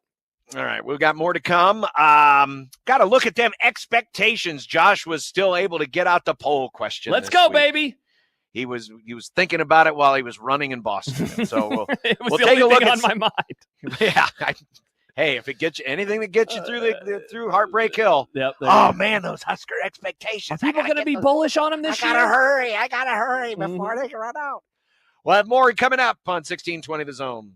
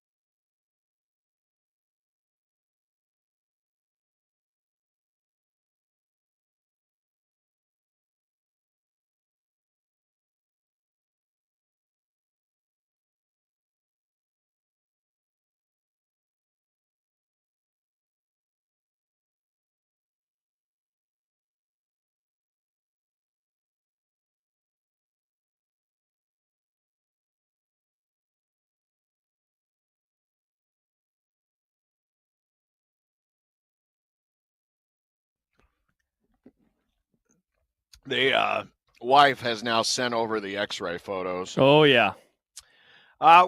Maybe we can save those for the happy hour. Yeah. Might as Do you want me to upload them, John, into the stream? Okay. It'd be easier for you. Yeah. Did you didn't scroll to the top of the thing, did you? Because she sent the actual photos as well. No, I don't want to see those. Yeah, dude, it's bad. I don't want to see those. Listen, I saw it up close and personal, and that's all I needed to see it one time. Yeah, that was it. Yeah, but no, we do have the X-ray, so you can actually see how badly it was busted, and then what they did to put me all back together again. Wow, you're like Luke Skywalker now.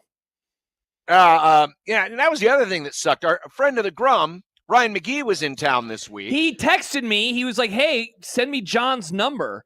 And I didn't ask him, but I wanted to be like, "Oh, did you hear about it too?" But he was doing something. He was in town to do something for the World Series. He was doing and he wanted me to come over and do some sound bites, but it wasn't going to work out. But yeah, one of the one-liners I had for him was, "I wish Darth Vader would have just cut the damn thing off." But anyhow, let's get to the expectations, because Josh has put up phase 3. Oh, I'm sorry. I didn't realize I had turned my camera off. There he is. Don't worry. Blue Block's still here. So we went and did the expectations. We do this 4 times a year. And you knew that at some point we were going to hit the point of diminishing returns, because it really can't get a whole lot higher than what it has been recently. So quick review. Let's take down the graphic there so we can see it a little bit better. There we go. This was after the Pinstripe Bowl at the end of the season, and 94.9% of you thought Nebraska's season would be 6-6 or better. That's what we call the positivity index. Mm-hmm. The positive boys, the raw vote totals, 8-4 or better, got nearly 58% of the vote. The 6-win or 7-win crowd got 37% of the vote, and then the rest were scattered among the 3, 4, and 5-win crowd. So that was the end of phase 1. Yep. Looking back, here it is. These are the current standings, and you can vote right now on the JTech Construction Zone Twitter page at USC 1620. These are the current results. Currently, we are at 93.4% positivity. So it's gone down a little bit. So it has gone down. But like I said, I think we were getting to the point of diminishing returns, because once you get that high, it's hard really to go much further up than that. Now, what I was curious to see was to see the difference in the 8-win crowd. So in January, the 8-win crowd was at 57.6%. 8-win crowd is now at 54.5%. So it's got a little more, dare I say, negative. More people coming in as 6 or 7-win expectations versus the 8-4 or better. But again, we're only talking a 1.5 points, right? Yeah. Difference. Now, to compare it back to last year, at this same time, we were lauding the 91% positivity rating. But if you look, one spring ago, 55% said 6 or 7 wins. Only 36% said 8 or more wins. So the 8 or more crowd has basically inverted with the 6 or 7 win crowd from last spring to this spring, which is probably understandable given, that they actually did finish with a winning season this year. The here's the progression of positivity. This is going back to last year. And remember, the mood after the season in 2023 was a lot worse, mainly because they didn't go to a bowl game, and thus they didn't have a chance to win the bowl game. It's funny, though, John. It's not like the end of the year was that good in 2024, but you add in a bowl win and making a bowl game, and it allows for there to be a little bit more optimism right when the season ends. The spring positivity went up 16% from last winter to last spring. Yeah, and remember, we didn't know that Dylan Raiola was going to be Nebraska's quarterback until mid-December, and so we had already done the survey. Yeah. So as of now, yes, we actually have a decrease, but again, you were going to get a decrease because you're talking over 90%. Yeah. Then taking a look at here's a little bit more in terms of our history, and of course we're still. This is now 5 straight surveys that we've done, dating back to last year, where the 6 wins or better crowd was over 90%. So again, the the level of optimism is there.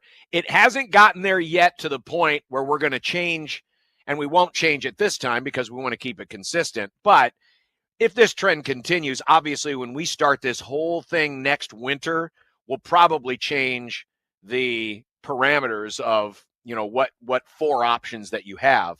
But it made sense to keep everything consistent because those are the same numbers we've been dealing with, so we get, as consistent a results as possible.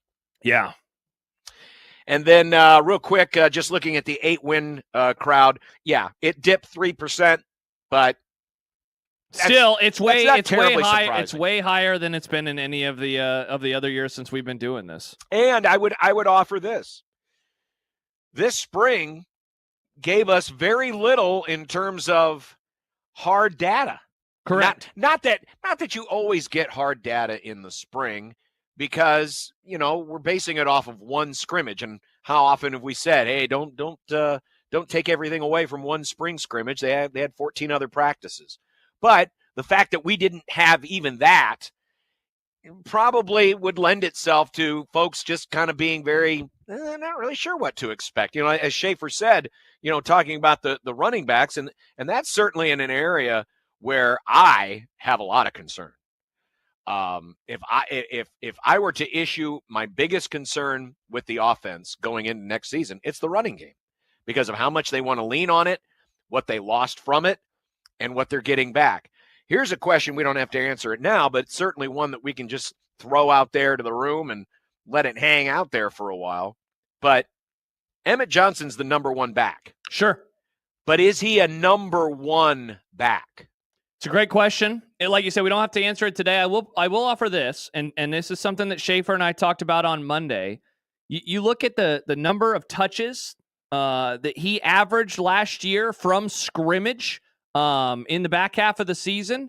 It was over 20 and a half touches per game that he had once Dana Holgerson took over. 10 carries, 16, 18, and 15 in the final 4 games, 7 receptions, 6, and 4, which is 20.5 per game. So I definitely think that they believe he can be somebody who carries the ball or catches the ball a lot of the time. Is he able to? I think they need him to take a step forward, though. And, maybe I'm just drinking the Kool-Aid. I definitely have talked myself into him being a sizable component, though, of the offense, mainly because I think we saw him do that late in the year. That said, though, John, there's a difference between being a 20 touch a game guy at the end of the year when you haven't been throughout much of the year and being one every week starting at the end of August. There's definitely a difference between those two things. Yeah, there is. And it's different when, as I kind of phrased it to Schaefer, it's one thing when you're starting the race from the pole position. It's another one when you're starting in the back of the pack. And Emmett Johnson's been a back of the pack guy where he's kind of had to, earn his way up to the front. Sometimes, yes, it's great to start at the front, but there's more pressure when you start at the front. And how's he going to respond to that? How's the body going to answer to the wear and tear of a long season, which is not something he's been asked to do from game 1 to game 12 as the number 1 guy? A lot of questions, certainly. But as Schaefer said, they keep hammering it home. Hey, we like this room. We like what we got here. Yeah. We'll find out if that confidence is well placed or not. Yeah, we definitely will. Coming up, stay off the damn floor.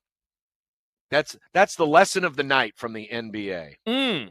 Stay off the damn floor. This week's half-off deal is Ellsworth Crossing. At Ellsworth Crossing Market, they source the finest organic meats, cheeses, dairy products, and goods from local farmers. And this week, the Connor Happer Show has $50 vouchers to win to Ellsworth Crossing. And that is the zone deal this week, where you can get $50 in gift vouchers to Ellsworth Crossing for just $25. Probably not going to buy you one of these. No. But you can get those Ellsworth Crossing vouchers at 1620thezone.com starting Friday morning at 9. Back after this.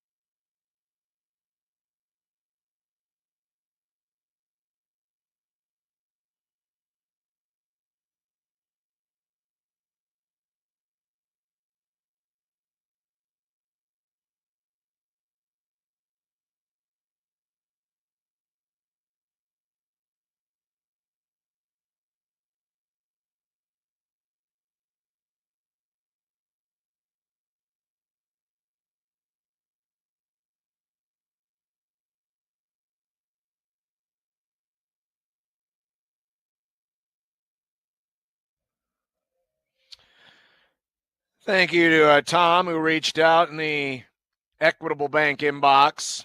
What did Tom say? Well, he was just convalescing with me on my injury and said he injured his wrist diving for a softball. His glove caught the ground. My wrist buckled straight backwards. Broke the wrist, but just a cast.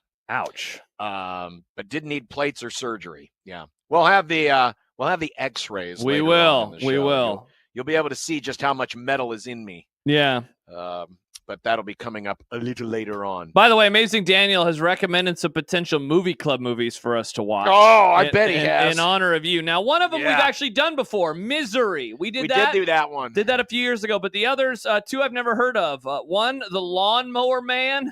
Yeah, I heard of that. John won't be the Lawnmower Man anymore. And then the other is a movie called Falling Down, starring Michael Douglas. Actually, that's not a bad one. Really? I've never seen it before. Basically, Michael Douglas is a middle-aged guy who's going through a really rough time and just loses his mind. Wow, John, that sounds like you. Yes. Wow. All right, maybe we'll do that movie. Yeah. By the way, that is a great reminder that this week's Movie Club movie is AI Artificial Intelligence, and it is available on Max, I believe, right? I picked this Paramount one. Plus. Paramount Plus. Thank you. Yeah, Paramount Trust me, because I had to hook up Paramount Plus in the upstairs bedroom. I'm all familiar with that. Nice. Like I said, now that I'm stuck here in the Roblox of shame, been spending a little more time in front of the telly watching NBA and so you got NHL playoffs. You got to see Baylor Sharman score his first playoff bucket. I missed that. Oh. Why? Okay, first off, what is it about? Is it just because Baylor is there? And, he's the guy from Nebraska, so let's play his games late at night, even though they're in freaking Boston. And the game started at 8:30? When I went to bed, it was halftime. Yeah, about 8 o'clock because of the first game, the Bucks and the Pacers.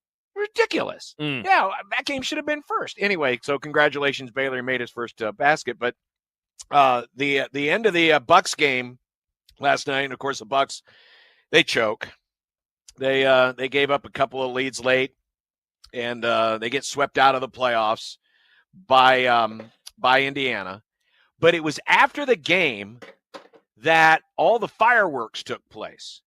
So Tyrese Halliburton, his dad, comes out on the floor. He's got one of those, fancy courtside seats. He comes out on the floor and gets in Giannis's face. Mm-hmm. And he's waving like this towel. I think it's like a towel of the face of his kid or something on there. And he's just giving him the business.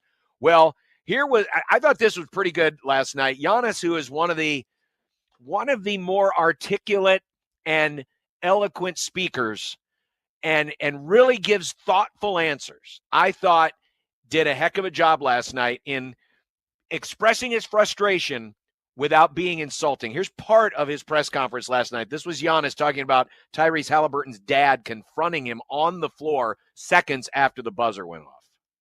Oh, and I got to turn this on. Hang on a second. You're good. I was like, wait a second. He didn't send me this audio, did he? A second. Hang on a second. Oh, crotch shot. Crotch shot. Here we go. In the game, emotions run high. Having a fan, which at the moment I thought he was a fan, but then I realized he was Tyrese's son, which I love. Tyrese, I think, is a great competitor. He was his dad, sorry. Coming in the floor and showing me his son a towel with his face. This is what we do. This is what we effing do. This the F we do. This. I feel like that's very, very disrespectful. My dad used to come in the family room and he was the most respectful person ever. When you come from nothing and you've worked your whole life to sell stuff in the street, and your whole life you'll be scared of the police of deporting you and sending you back to your country. You have to protect your kids with all means. You create this mentality of being humble your whole life, to not kind of disrespect anybody, not make the tension high, the emotions high, so anybody can snitch on you, say something bad about you. Somebody's dad, which I'm happy for him, and I'm happy for his son, and I'm happy that he's happy for his son. That's how you're supposed to feel. But coming to me and disrespecting me and cursing at me, I think is totally unacceptable. Totally unacceptable. Okay? And I'm not the guy that points fingers because in my neighborhood, snitches get stitches. So I don't want to say something, for him to say to get fined or anything. But it's not respectful. I talked with him at the end, and I think we're in a good place. So that was, and it was about a 3-minute long deal. I edited it a little bit for brevity, but great answer. I saw that last night, and I'm like, I thought initially it was a fan.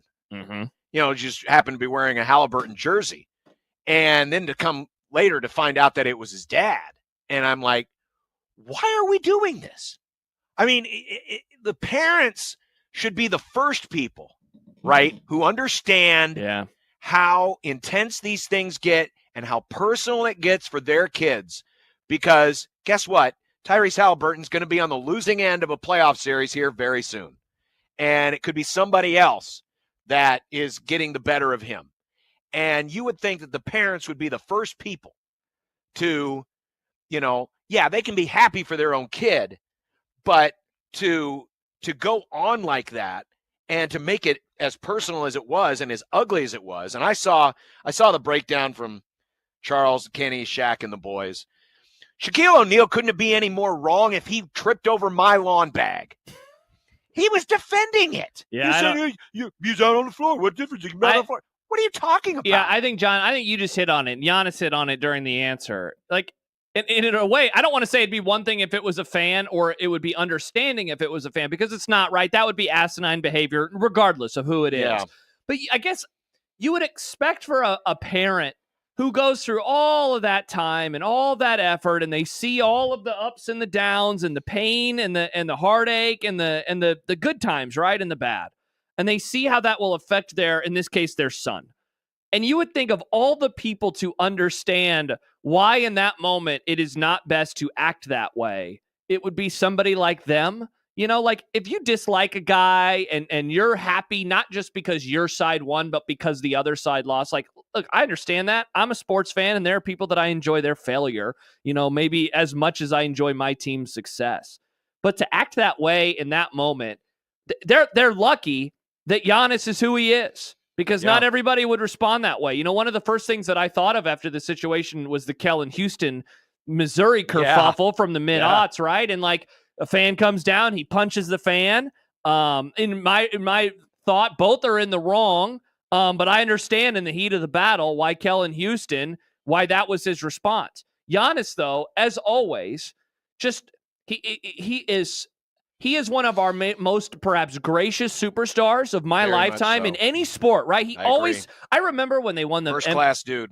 When they won this title 4 years ago, he talked about, like, remember there was that heartwarming video of him ordering like a 50-piece nugget the next day in the drive-thru, and like he always talks about it, like, look, my life, I got this moment, but I'm still who I was yesterday. And then a couple of years ago, he had a nice soliloquy after their season came to an end on what a loss in the playoffs did or didn't mean for him. And so I'm not surprised that he had the answer that he did, because of all the superstars, I guess if it's going to happen to anybody, John, is probably best that it happened to him. Not only because he didn't respond, but also because he had great words in the process.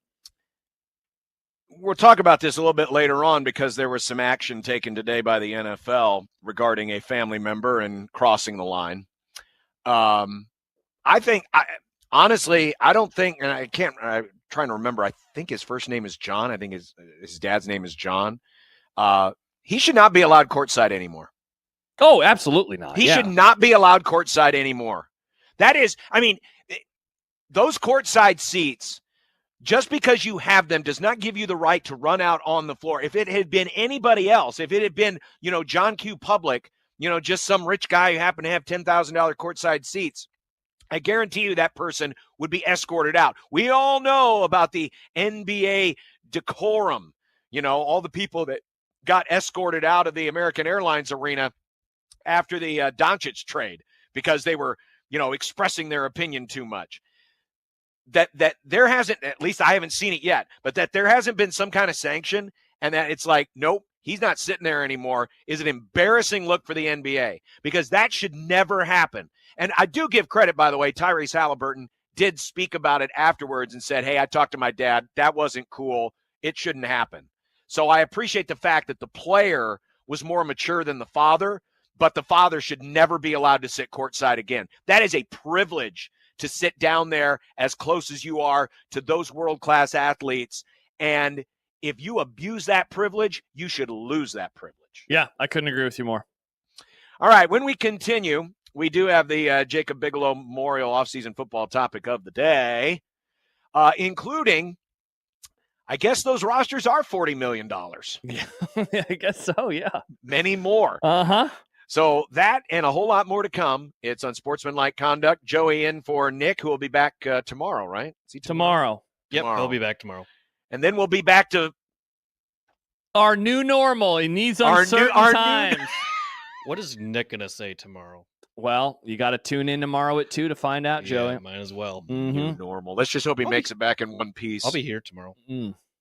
Back in a minute. 16:20 The Zone.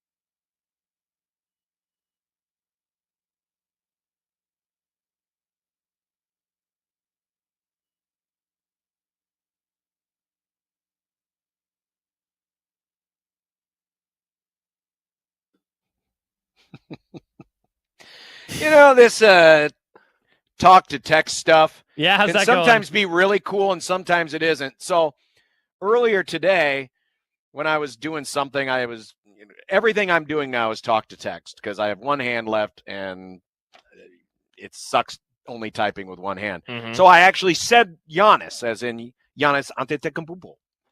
And it's spelled out Giannis. Oh, Giannis. Nice. My wife just texted me a moment ago and was wanting to know who was that player I was talking about. And I said Giannis from the Milwaukee Bucks. And how did it spell it? Yanis. Yeah, I figured. I mean, it's honestly a surprise that it got it right earlier. So. I was stunned. Yeah. I was stunned. By the way, John, a couple of responses wondering about you. First of all, Pedro says, hi, guys. Josh, you and the guys will need to give John the best shows to binge for the next couple of months. He adds you should binge all of the Kevin Burns documentaries. I have a good idea. Okay. I've started Mobland, which is with Tom Hardy and It's a Sheridan Pierce show, Brosnan. right? It's a what? Is that a No. Taylor Sheridan show? No, it's Guy Ritchie. Guy Ritchie show. Is that on Paramount Plus? It's on Paramount. Okay, it's maybe on that... Paramount. It's called Mobland. Really good. I've started that, and then there's a show called The Happy Face. It's about the Happy Face killer, and it's with intrigued. Oh my God, Dennis Quaid plays the murderer. So I've started those two. Okay, and then the other thing he wants to know, and he says, I know there are a lot of people that want to know all about John's new bathroom situation. Many people on many sides. There was an email I got earlier from somebody that said that, here it was, Lance says, so who is wiping John's butt? I have a friend whose wife fell down the stairs when she was in her mid-30s, both broke her arms and wrists. My buddy had to do everything for her, and I mean every lady thing that needed to be done. I told my wife we would have got divorced. Are you getting this hand? You got that? This one good hand? Nice. Shout out to the good hand. For 51 and a half years. I wasn't wiping that hand. This has been the wiping hand. So you're good to go. I still have my wiping hand. At least it was the left hand. Yeah. And then do you have to put a trash bag on your arm? Yeah. You look like you're going up into a horse when you're going into the shower, huh? Tonight's going to be another adventure because I showered 2 nights ago with help. Yeah. And no, it was not as exciting as you might think. Oh, yeah, and for everybody wondering about that, John is right-handed. So he'll be fine. Yeah, he's good to go. He's got ways to occupy his time. Yes.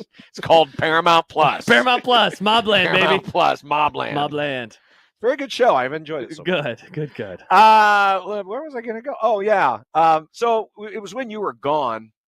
There were some of the stories that were, with everything when it comes to these rosters and NIL and how much is an actual roster. I mean, all of this stuff is just numbers that are thrown out there. There's probably some truth in it, but there's also a lot of BS in it. Okay, so you talking about the story, because we mentioned this in passing each of the last 2 days, the $40 million story from John Talty of CBS Sports? Yeah. And isn't it funny, when that first came out, I'm guessing you had the same reaction I did. I was like, what, 40? That's way too high. Because think about it. What was it? What was it last year? It was a $20 million roster. Correct. So we're talking about doubling the roster overnight.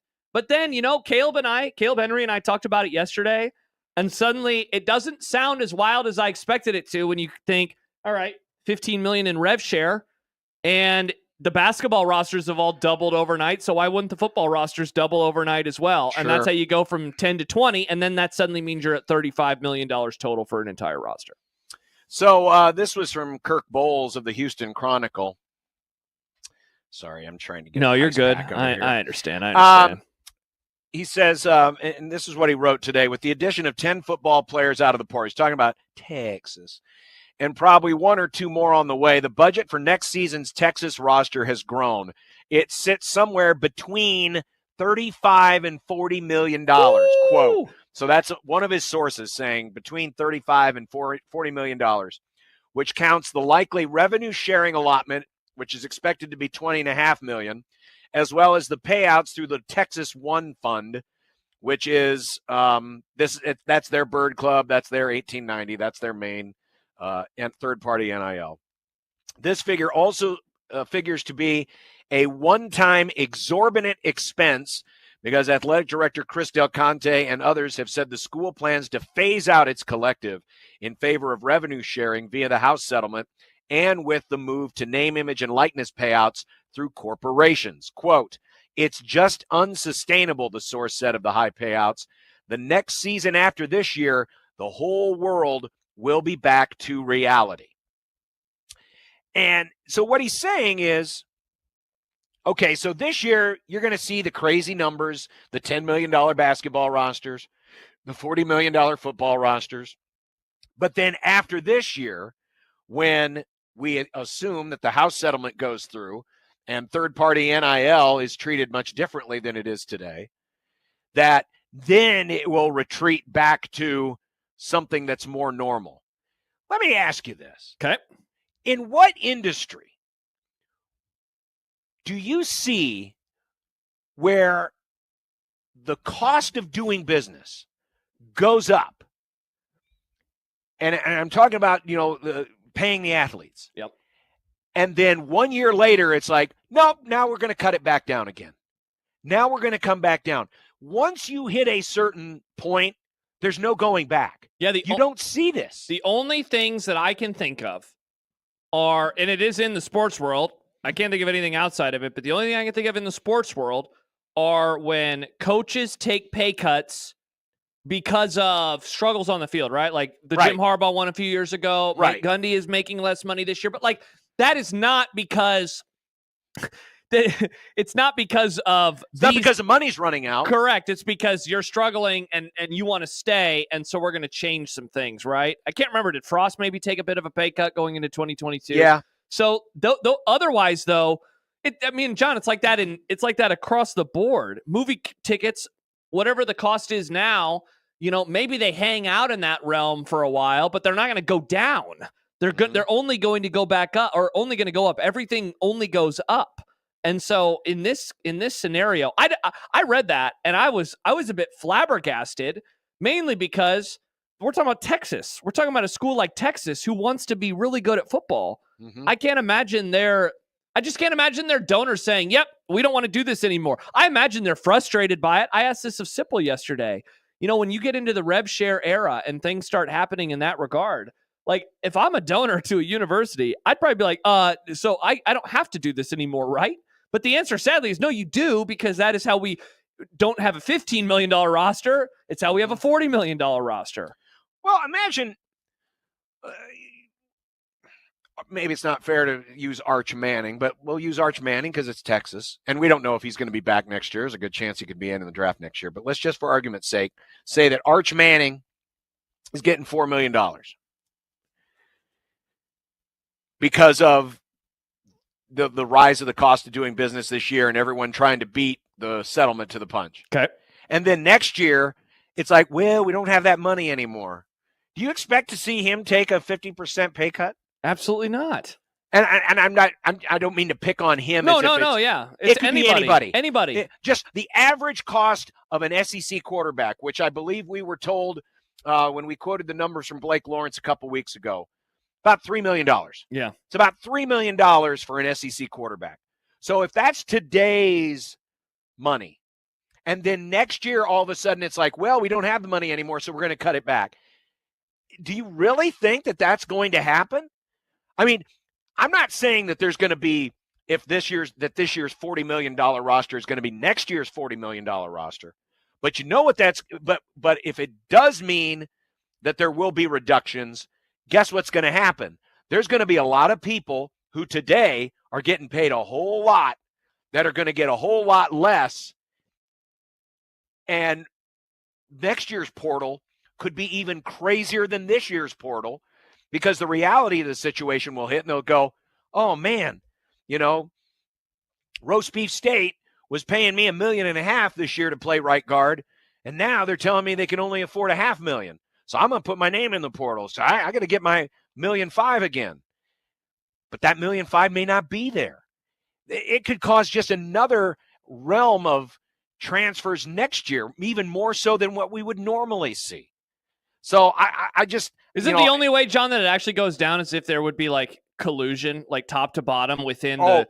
You'd have to have it within the donor class and within the universities and within the coaches. And that's the only way. And you know what? That ain't going to happen. You're not going to have 130 schools or even 60 whatever power schools collude together to not pay these types of salaries. There's just no way in hell that something like that would happen. There's no way. So I don't see how the numbers will go down. If anything, I guess it could flatten a little bit, but I don't even see how that is going to happen as well, because they're doing this to themselves. John, it's like going to an art auction, and suddenly it's like, wait, why is that piece selling for as much money as it is? Well, because it was this person versus this person. You and I, it doesn't matter how valuable or how much you or I would pay Carson Beck if we're inside of Nebraska's walls. Miami was willing, reportedly, to pay him $4 million.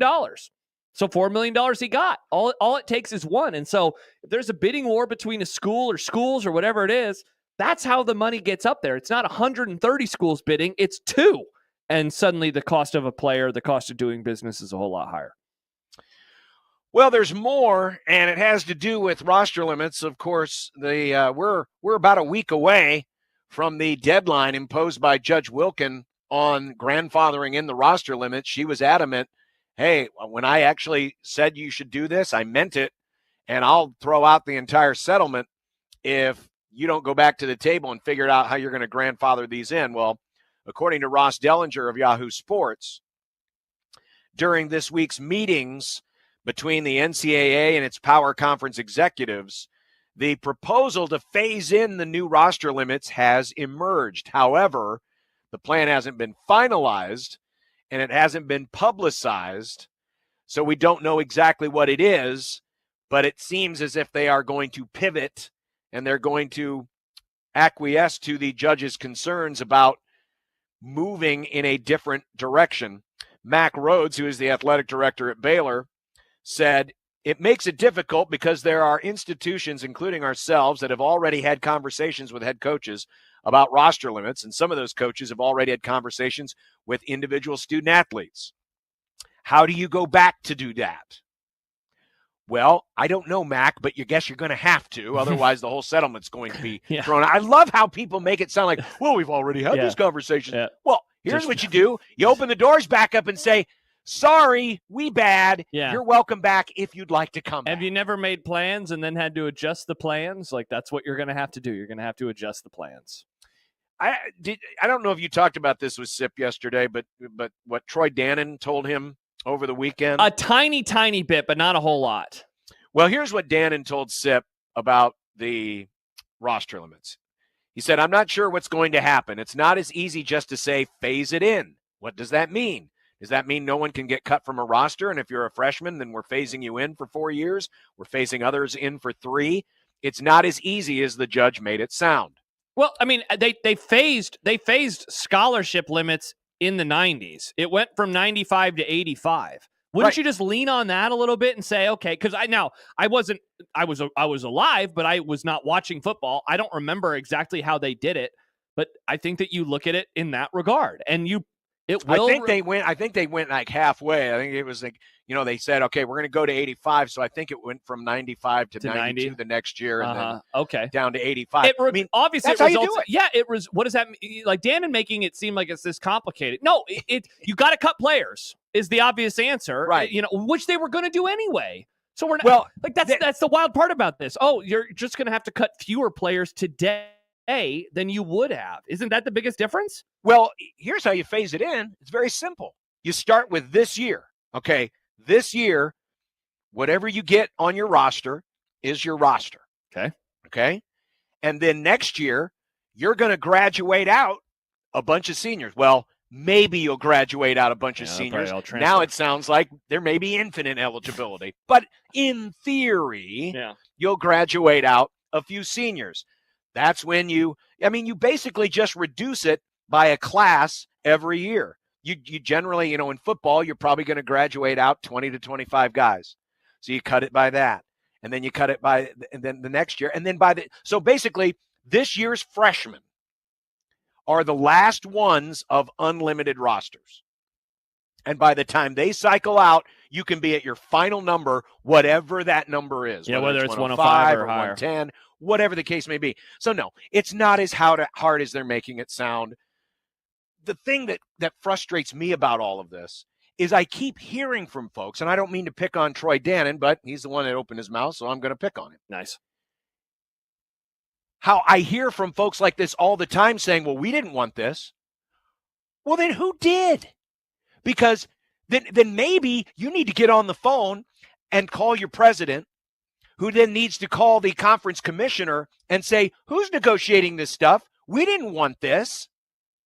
Because I keep hearing from folks saying, we don't want roster limits. We don't want this. We don't want that. Well, it's your side. It's the schools and the conferences and the NCAA that's negotiated these roster limits. They were the ones that came up with the idea of having roster limits in the first place. I mean, to be fair to Dannon, and I guess to be fair to Rule too, like Rule did push back against this. No, he did at the very beginning. Yeah. But so where is this hue and cry coming from? Because if I keep hearing from folks saying they didn't like it, well, where are the folks on that side of the fence? I mean, this is like having maybe there's not as many as we think there are. Either that or the squeakiest wheel gets the grease. Yeah. But or maybe they just thought that it was going to go through. I had been operating under the assumption that it was just something that they weren't going to be able to adapt or adjust to. And I wanted to read this question from Chad Husker fan because it kind of fits in with this conversation. How does a judge have the authority to impose roster limits? And Strigori had a good response. The judge didn't set the roster limit. The plaintiffs and defendants came to that. The judge wants to phase it in so a bunch of guys are not left high and dry. Yeah, the judge did. It's not that the judge dislikes roster limits. It's that the judge doesn't want it to happen tomorrow, overnight, when some rosters in college football have north of 130 or 140 players. The settlement is the agreement that has been come to by the attorneys on the school side and the plaintiff side, the house side of the ledger. Yeah, they came up with this. All Judge Wilkin is doing is ruling on what they came up with. It's like, it's like any other bargain. You're trying to sell, something to Joey, and I'm the third-party mediator, and I get to be the one to determine whether or not your deal is fair. That's what's happening here. But I go back to the original point of if these roster limits are so objectionable, why did you come up with them in the first place? It's a rhetorical question because the real reason it was come up with is it's a cost-saving measure. Correct. They wanted to save money. They wanted to save money because they know, the schools know, hey, if we keep allowing all of these roster spots to happen, but we're getting rid of scholarship limits, what's going to keep a school from scholarshiping 140 guys? Well, it's their own budget, obviously, but there are some schools that are just like, wait, we've got to be able to support all these other sports, so we need to put in all these roster limits. That's the reason why we have roster limits in the NFL. That's the reason why we have a 40-man roster in Major League Baseball. It's an ownership strategy to cap costs. And so that's why it's being done.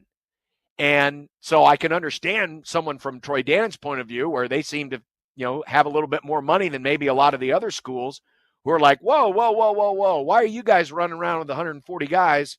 We can only do 105. Yeah. Is there a world where he's placating to the fans here though, where it's like he knows it's a losing losing fight, right? Like, I mean, look, because hey, I mean, Dannon, let's call him one of the owners, right? Sure, he's the owner of Nebraska athletics. Yeah, in theory. Yeah, it gets on the good side of a lot of people around here if you're fighting for the walk-ons. Exactly, but at the same time, behind the scenes, you're like, yeah, but I don't mind the fact that they cap the roster because that means I don't have to spend on, all these extra players that I didn't really need in the first place. You'll see in politics, right, where a person maybe is not voting with their party to show the other side, like, look, I'm willing to negotiate with you, but they only do it when they know that the measure isn't going to pass anyway, so they're not going to hurt anything. They get in the good graces of the other side, and they're able to say, I can reach across the aisle, while also not costing their side anything that they were to gain. And so maybe you don't really know their full opinion on it. And that's not me saying Dannon is lying right now.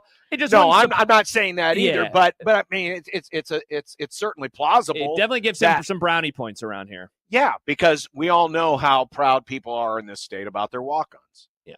And of course you've got a head coach who is himself a former walk-on. And so it's near and dear to his heart. But, as far as phasing it in, guys, it's pretty simple. You just say, okay, this is what we're going to do this year. Here's what we're going to do next year. And by the end of year X, this is what the number is going to be. And yeah, there's going to be some hard conversations. There's already been hard conversations. This is the price for all of the neglect and for all of the stemming and all of the stalling and all of the delaying of all of the generations of college leaders that have come before us that knew this day was coming and didn't do anything about it and kept kicking the can down the road. We're finally seeing what happens when the can meets the end of the road. Why not Hoiberg, says at some point the roster limit has to be enforced. And it will. Like, that's the thing. It will be. It's just. It will be. It's just not going to happen this year. It could. I would guess it will be within 2 to 4 years. I would definitely agree with you as well. Coming up next, we'll do the Jacob Bigelow Memorial Football topic of the day. Lovely. And it has to do with eligibility that never ends. Don't like that. Yeah. That's called It just professional keeps sports, going John. And going and going. And we have more updates, including now statements from both Bill Belichick and CBS News about the very awkward interview. There was, believe it or not, Josh, I never watched CBS This Morning, but because I was laid up in the hospital. You watched? I watched CBS This Morning, and I saw this interview. Wow. I felt like I was all caught up in the weirdness that is Bill Belichick. That's amazing. And his girlfriend. She's totally normal. I think we can do the same thing about him now, too. I think everybody's a little crazy right now. Everyone's crazy. Everyone's feeling good. Blocks on our arms. On 1620 The Zone.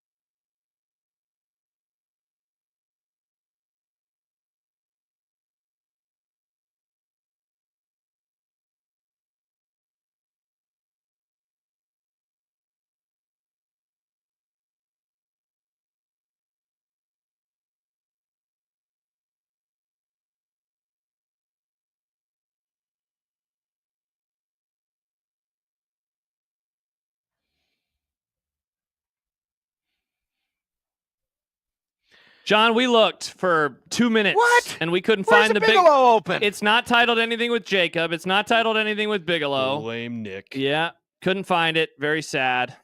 Very Yes, sad. Best part about this segment. Very sad. I can do some research, then I can let you know if I could find it. Well, we'll find out tomorrow, or maybe he'll just relabel it and do it the right way. Well, it is the Jacob Bigelow Memorial offseason football topic of the day. Nice.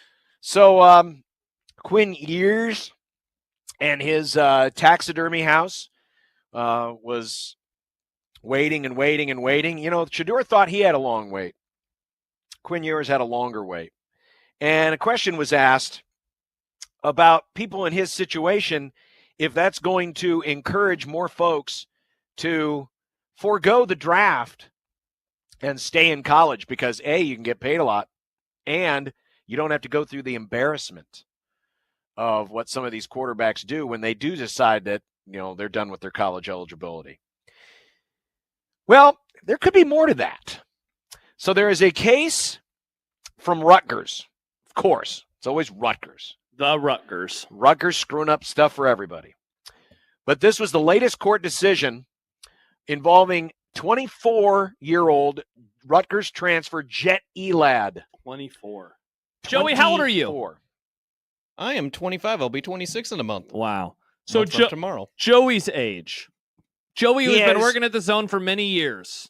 He has obtained a preliminary injunction to play for the Scarlet Knights this fall. Nice. The U.S. District Judge said Friday that NCAA eligibility rules limiting athletes to 4 seasons of intercollegiate competition, a term that also counts junior college seasons, in any one sport are problematic under antitrust law. That's because, the judge explained, D1 college football players are now part of a labor market who can sign lucrative NIL deals. Players, the judge added, also use D1 football to prepare for the NFL, with the injunction is potentially Elad's only opportunity to complete his Division I career and transition into the NFL. This is opening the door, and this is similar to the Diego Pavia case, where Pavia was able to successfully argue, hey, I spent 2 years in a JUCO. Those shouldn't count against my 4-year window. I should be allowed to keep playing. Are we going to get to the point where you can play college football or college basketball as long as you want, as long as you're healthy, as long as someone's willing to take you? I mean, it definitely seems like we're going down that path, right? Because isn't an argument going to be made that if a player is unable to go pro, you are taking something away from them if you don't allow them to continue to play college sports, right? Isn't that what that has got to be the argument that they are going to make? Yeah. And you're taking away, because you are taking away revenue opportunities. Yes. And I mean, look, here's what I would argue if I was one of those lawyers. If I want to go to college for 12 years, I can. I don't have any eligibility requirements as a regular college student. As long as my grades are good enough, and as long as I am, well, I guess being a full-time and part-time is a different thing, right? Like, if you want to be a full-time student, I know at Nebraska it was 12 credit hours. That's the requirement for a full-time student per semester. But I could do that in perpetuity. I could just keep taking classes forever, as long as I wanted to. Well, here's my next question. Couldn't you also say that because now that the players are a labor class, that you shouldn't even need to take school? I mean, Josh, do you have to take any classes to have your job? No, I do not. Not anymore. Not many people out there do have to take classes.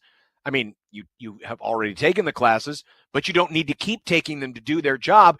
Who's to say that now someone's going to be able to successfully sue and say, hey, they're limiting my ability to earn because now I have to, spend 12 credit hours every semester at a school. I mean, what else could be thrown out because of the athletes now being considered labor?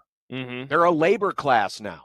There's nothing about an educational class. It's a labor class. Yeah, and I mean, if we're really starting to call this stuff minor leagues, you can play in minor league baseball until either A, you get promoted into the majors, or you are just deemed not good enough anymore, and they decide to move on from you, right? Right. Like, I think that those are the arguments that they are going to make. Now, the question then becomes like, is this good for the athlete? Is it good for the fans?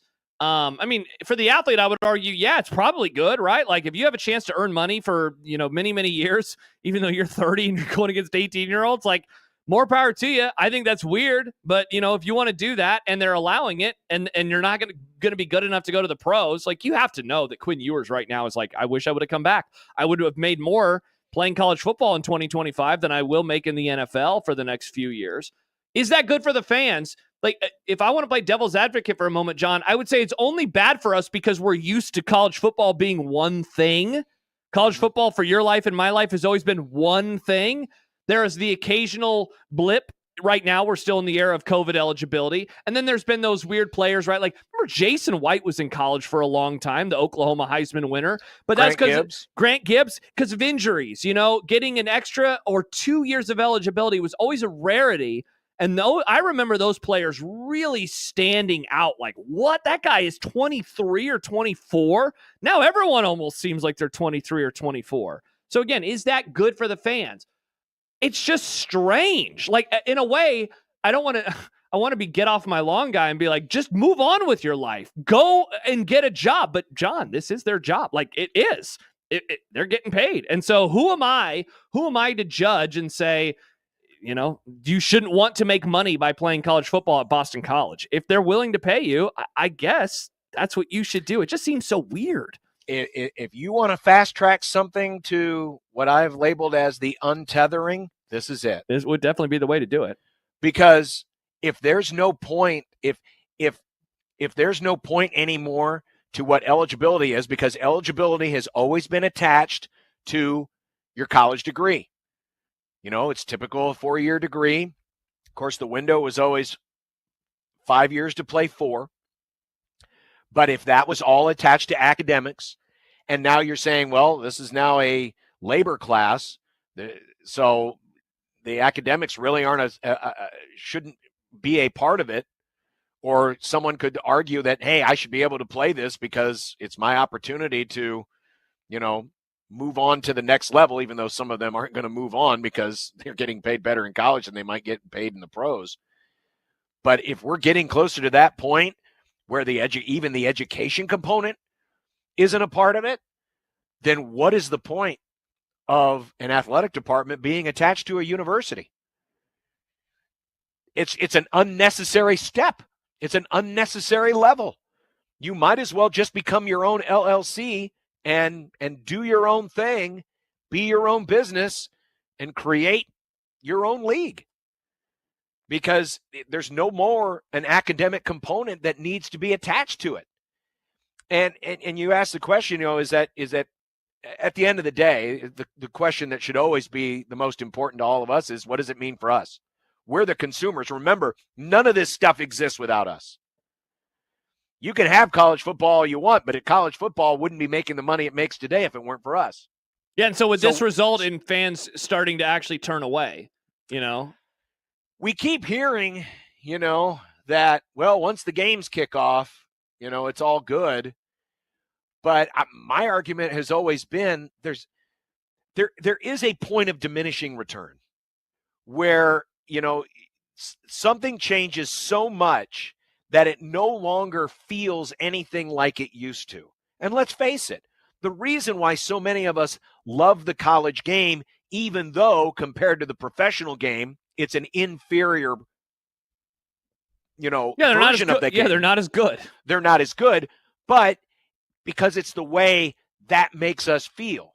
Yeah. It's the way watching Nebraska football makes us feel. It's the way watching Ohio State football makes Ohio State fans feel. Creighton basketball makes Creighton fans feel. And if it no longer feels that way, then that's where I think you start to see the point of diminishing returns, and we'll see the effects of it. Now, right now, the TV ratings are fine. People are still paying attention. Obviously, there's still many, many donors that are willing to spend.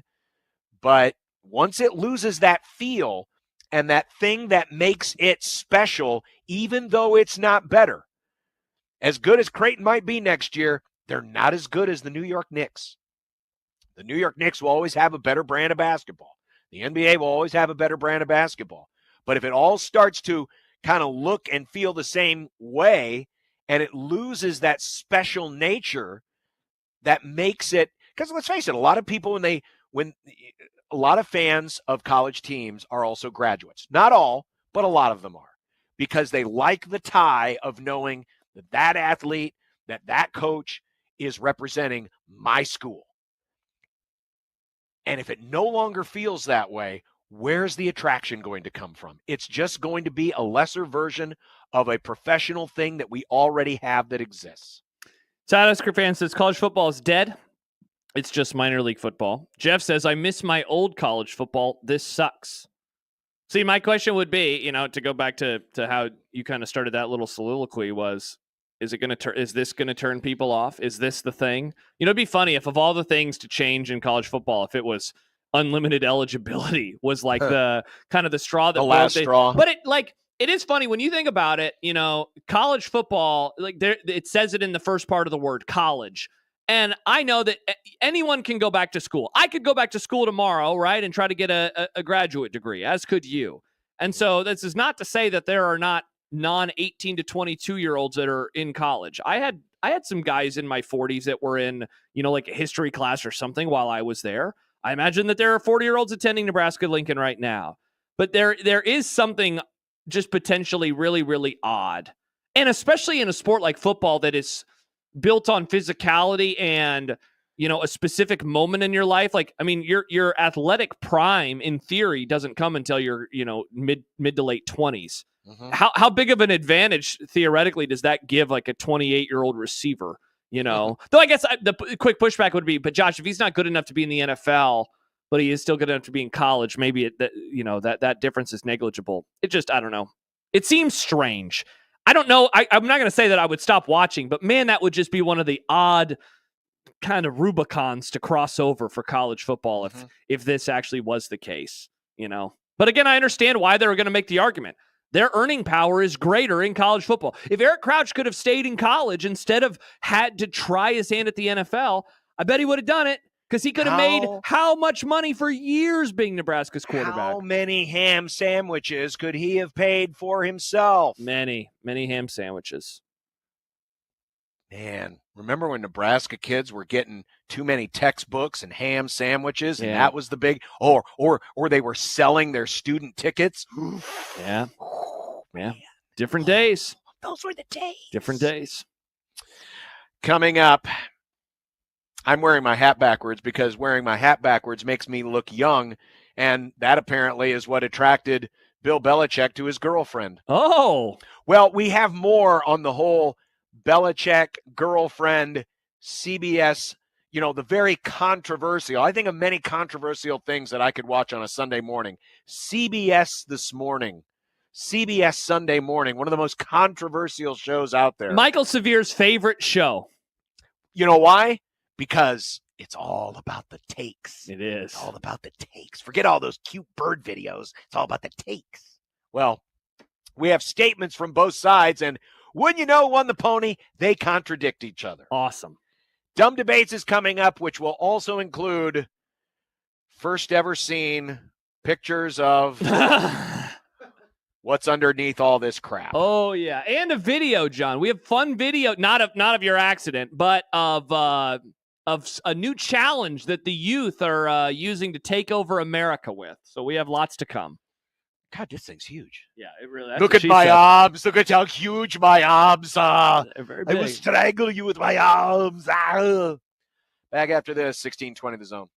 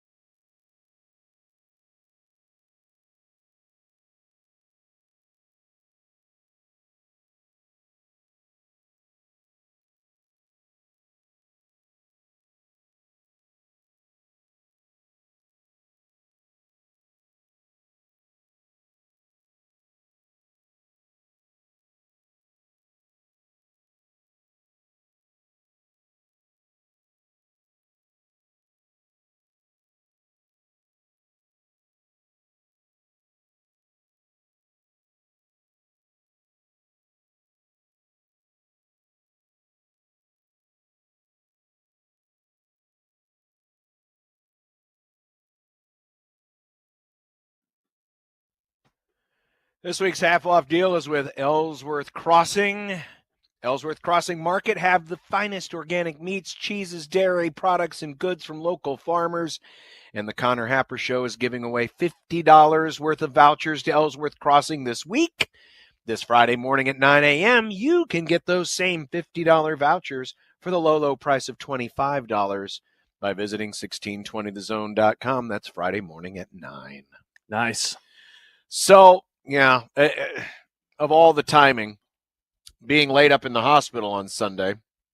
This ended up being a positive for you because you were able to watch the story that's shaped the college football discourse the last 3 days. Yeah, so Bill Belichick, who's he wrote a book about the art of winning, strategies for football, and he's doing the book tour. And so he does an interview with CBS Sunday Morning. Now, we were joking going into the last segment. I remember my dad would watch this show when we were really little with Charles Kuralt. And it actually is, I mean, it's certainly a show. Once you cross a certain threshold in your life, it becomes more attractive to you because it's very slow paced. It's not a lot of, in your face stuff. It's a lot of nature, really artsy stuff. It's actually a very good show. So you have reached official old. Yes, I have. Shout out. So it is the last place on earth that you would expect a controversial interview to take place. Remember, this is a book tour interview. So Belichick does the interview. But the reports that have been coming out of this are rather strange.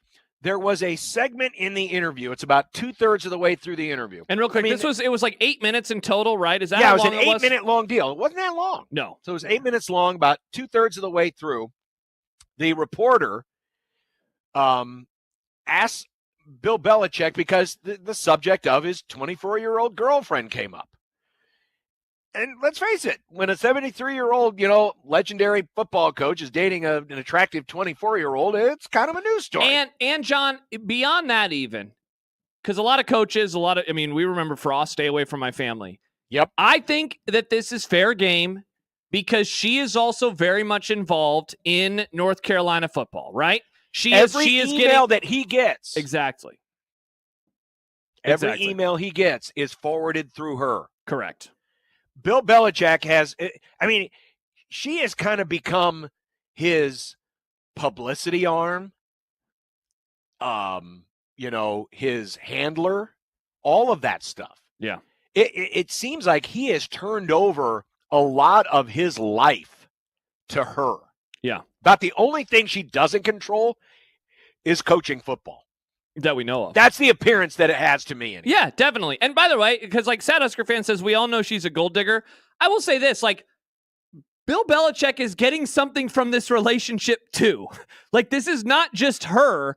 He is a 73-year-old man. What exactly is he getting from this relationship? I imagine he is having a great, great time. A great, great time. Well, did you see the pictures? Did you see the photos? Oh, you like the beach stuff? Yes. Yeah, oh yeah, absolutely. Where he's laying on the ground in the sand. Yeah. And he's got his knees up, and she balances on his knees. The airplane. Yeah, she's being like an airplane or a surfboard. Yeah, I did that with my dad when I was 5. I didn't realize adults still did that together. But so that's the thing. He's getting something too. Anyway, let's get back to the interview itself. So they get 2/3 of the way through the interview, and so the question from the reporter comes up. And again, this is just, I don't even know the reporter's name, but I'm guessing, he's a dude that's, done a lot of these, very feature-y interviews. That's what this is. This is a feature. This is it's not a feature. It's not 60 Minutes, right? This is not going to be one of those. This is, hey, this is the story. What's going on with your girlfriend? This is pretty interesting. He asked the question. We're all How'd you wondering. guys meet? Yeah. And all of a sudden, the camera cuts away. She's sitting off camera over at a desk watching the whole thing. And just very coolly says, we're not going to talk about it. Now, that's what we saw in the edited piece.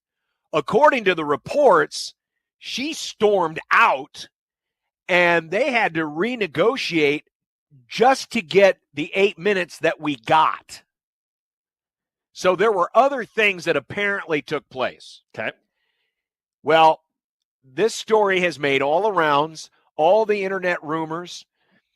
It finally got to the point where we got official statements put out from Bill Belichick and from CBS News. So this came out from University of North Carolina. Yeah. Quote from North Carolina at Chapel Hill head coach Bill Belichick. I agreed to speak with CBS Sunday morning to promote my new book, The Art of Winning. Prior to this interview, I clearly communicated with my publicist at Simon & Schuster that any promotional interviews I participate in would agree to focus solely on the contents of the book. Unfortunately, that expectation was not honored during the interview. I was surprised when unrelated topics were introduced, and I repeatedly expressed to the reporter, Tony, I think it's Ducopel, and his producers that I preferred to keep the conversation centered on the book. After this occurred several times, Jordan, with whom I share both a personal and professional relationship, hell yeah, Bill, stepped in to reiterate that point to help refocus the discussion. She was not deflecting any specific question or topic, but simply doing her job to ensure the interview stayed on track. Some of the clips make it appear as though we were avoiding the question of how we met, but we have been open about the fact that Jordan and I met on a flight to Palm Beach in 2021. The final 8-minute segment does not reflect the productive 35-minute conversation we had, which covered a wide range of topics related to my career. Instead, it presents selectively edited clips and stills from just a few minutes of the interview to suggest a false narrative that Jordan was attempting to control the conversation, which is simply not true. Now, the interview only went that way in the last third. The first 2/3 of it were just kind of a, same old Bill Belichick. Yeah, this is my dad's sweatshirt. My dad was a big influence, and I won a lot of Super Bowls. And I guess there was some stuff in there about Robert Kraft, because Robert Kraft is not mentioned in the book. Yeah, so he was asked about that. That was actually the first clip that I saw from it, where it's like that kind of uncomfortable back and forth about Kraft. Right. Yeah. But that had nothing to do with her. No. So anyway, that is the Bill Belichick statement. Well, CBS News has a statement too. And here it is. Much shorter statement. Much. When we agreed to speak with Mr. Belichick, it was for a wide-ranging interview. There were no preconditions or limitations to this conversation.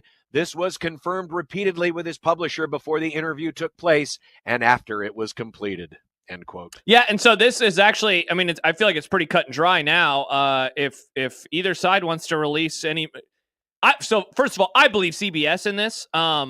If the Belichick side wants to release their side of the story, there would be many emails and correspondence, right, John? It's not like Belichick was hopping on the phone and negotiating over the phone.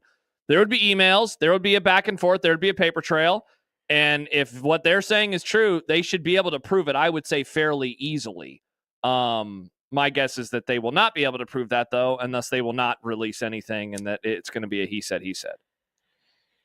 That'd be my guess. The whole thing boils down to this. This is becoming a distraction. Yeah. This is becoming a very unnecessary distraction. That if I am North Carolina, I am wondering, what have I gotten myself into? Yeah, and John, isn't it different than the distraction of Deion Sanders in Colorado the last few years? Because in a way, I do feel like these are similar stories in that there are these huge, larger-than-life figures. Deion Sanders more known as the player than the coach. Obviously, Belichick known as the coach. Yep. A ton of success. Hall of Famers at their previous stops. And Belichick's not in the Hall of Fame, but he will be, of course. Great, pillars of football over the last 3 decades. Deion Sanders it's like a circus for a different reason, but I think he invites it and he wants it. The thing, I guess, that I can't get past with this, John, is this is so antithetical to everything that Belichick has always been and always preached. I know. And the reason why he has had the success.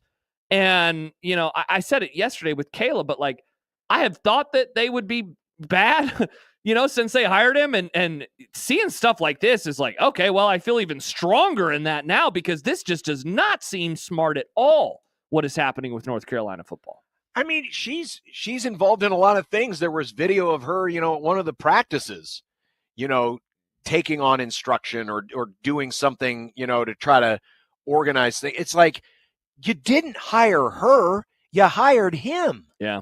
And listen, this is not to say that you can't be a significant other and you can't play a role in someone's life. Miss Terry did, right? At Alabama, she was super important to Alabama's success. Of course she did. Yeah. But this isn't what you hired. And now your program is now being affiliated with this. This whole book that he wrote had nothing to do with North Carolina. It's all about the stuff that he's done prior.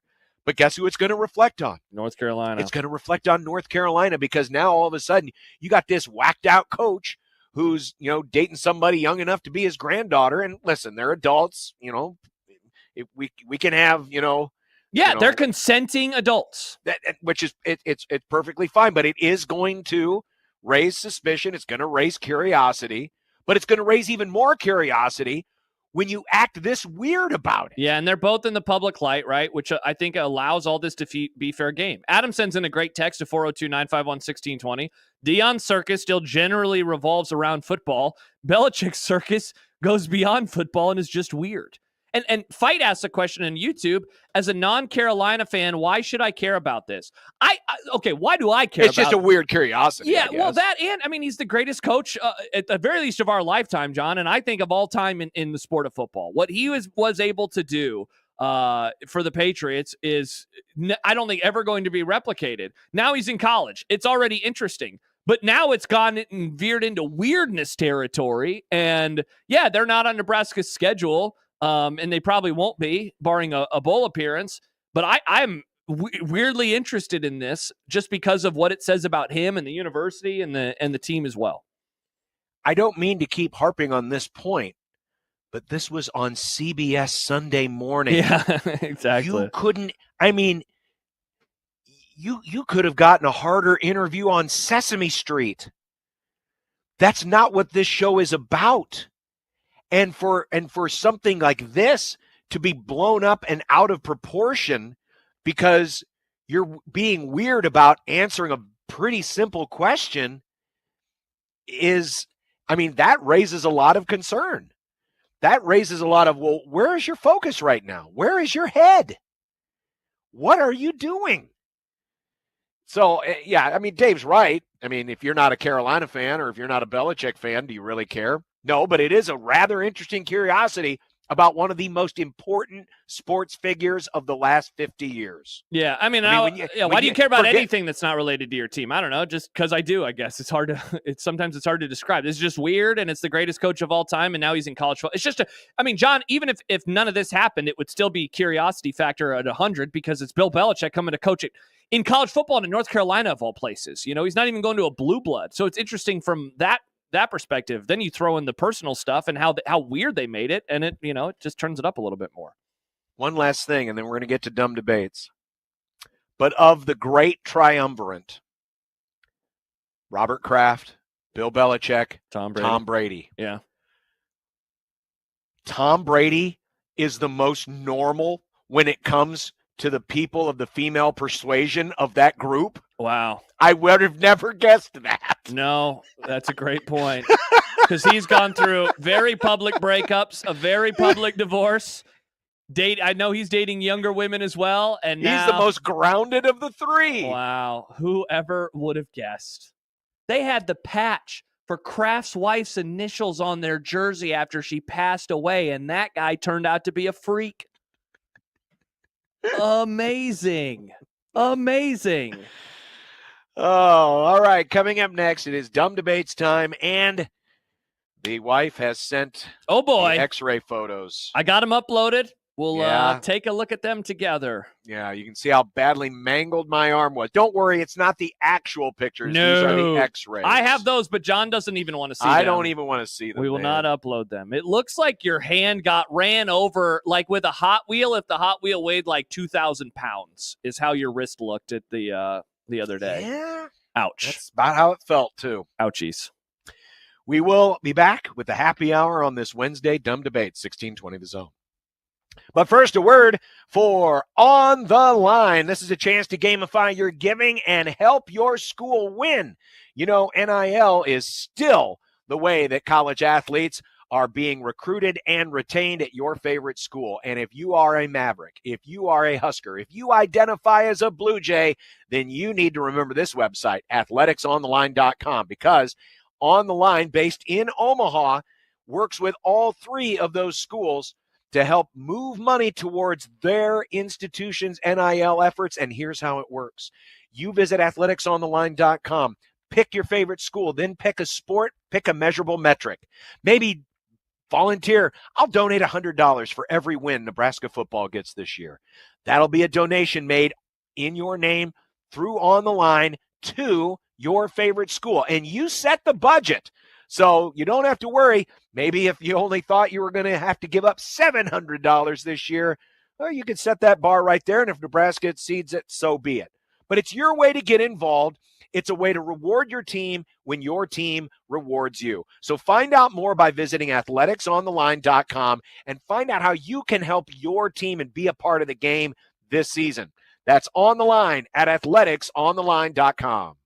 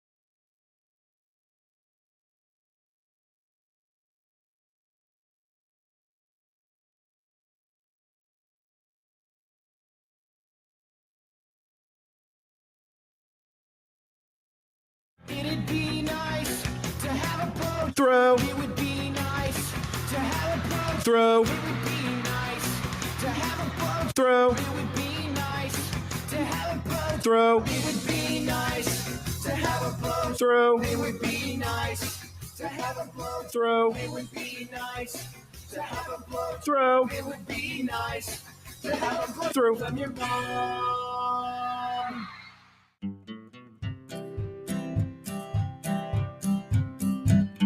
Listeners and not to, we did anyway. Dumb debating. John's computer sucks, Macs are the only way. Dumb debating. Fullbacks are running backs, hamburger steaks. Josh is too dumb to eat a cupcake. Mayo in a base. Does John like Nebraska or Creighton? Just three radio hosts on air, dumb debating.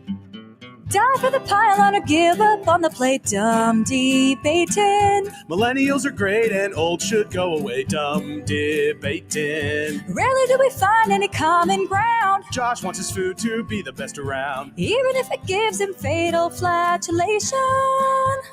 Just three radio hosts on air, dumb debating. When a tree falls down and nobody's around, you can bet your ass it won't make a sound. Water ain't wet, you know nothing about hydration. Just three radio hosts on air, dumb debating. Just three radio hosts on air, dumb debating. Well, here we are on a Wednesday, and it's that time where we turn things over to all you, the people, the jackals, the friends of the Grum, with your dumb debates. Well, if you missed it earlier, the whole sordid tale of my accident and the reason why I am spawning this giant Roblox of doom around my arm was told. If you want to check it out, go to the radio replay section or just rewind this YouTube video that you might be watching or wherever you get your podcasts, and you'll be able to find it. No need to repeat it all. But I did promise that we would have the x-ray photos. So we got these today. The before and after of my shattered wrist. Oh, my goodness. Look at that. So obviously on the left is the broken one. You can see how oh my gosh, both of the bones got shifted, and it's the one on the left. That's the one that it pierced the skin. It didn't come all the way out, but there was a little bit of bleeding as we were driving. So my wife's new vehicle got blood all over it. Oh no! While we were driving. Now, on the right, no, I do not have a giant pair of scissors in my arm. That's what I was thinking. That's what I pretty was cool. thinking. Yeah, you said a plate, but that's more like scissors. Well, there is the plate. You can see the plate. Is that the little circle But things?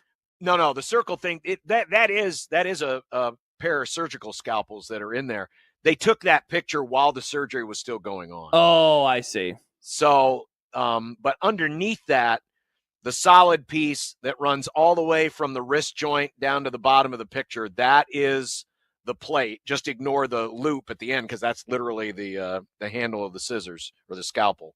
Wow. And then the you can see the screws at the top end sticking through there. So and this is like how it's going to be forever now, right? Yes. This is your hand now. Wow. This is who I am now. I'm more machine now than man. You're Luke Twisted and evil. Skywalker. Yeah, I'm more machine now than man. Wow, this is wild. So that's what it looks like. But yeah, they moved. Not imagine. So and that's taken from the same angle, so you can see how much they had to move the bone on the left. That is wild. And that bone, believe it or not, was not broken. It was the other one. Oh, yeah, you can see it just came dislocated. Yeah, you can see the crack in the other one near the top. Oh. Yeah, so that's why they had to put the brace in the right bone, but the left one, the one that actually poked through the side, that was still intact, and so all they had to do is just move both of those over. Oh, man. That's nasty.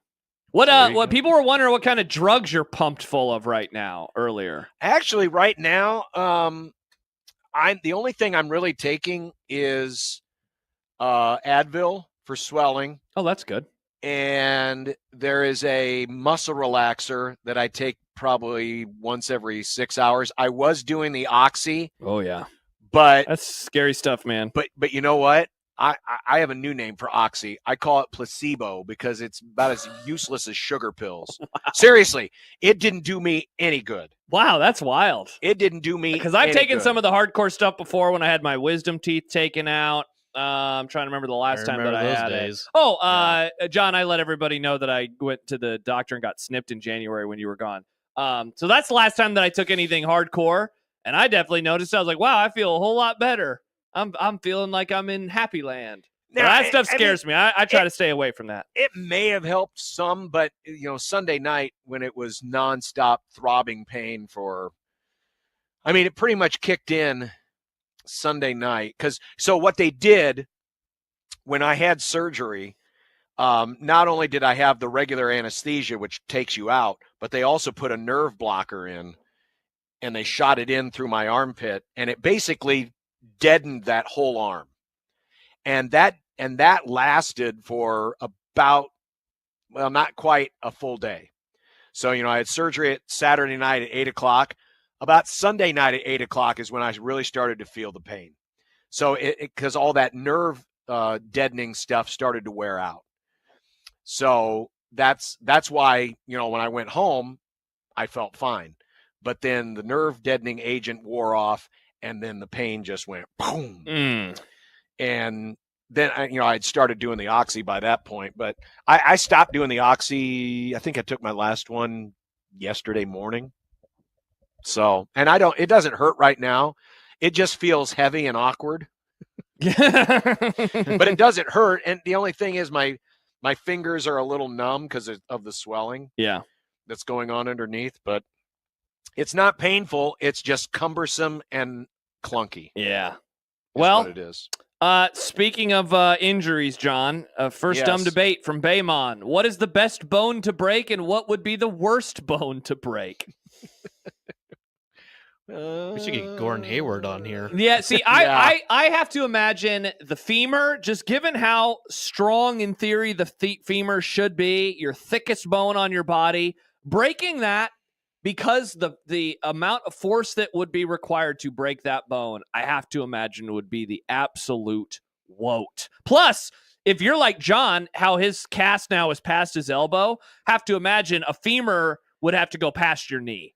Yes. And so, you're just absolutely toast. That said, the stories that you hear, breaking a back, that sounds like hell because you literally might not be able to walk again. But yeah, you're in a body cast. Your hip, pelvic bone, oh my gosh, you those are always just horror stories because the blood that you have and the veins you got going on in that part of your body, it can be really, really, really dangerous. So those would be the first few that would come to my mind. Yeah, I can't disagree with any of them. Honestly, of all the bones to break, now granted, I did a real major job, but bones in the arm or in the hand are probably better than a lot of the other breaks that you would go through because they're more limiting. I can still walk around. Yes.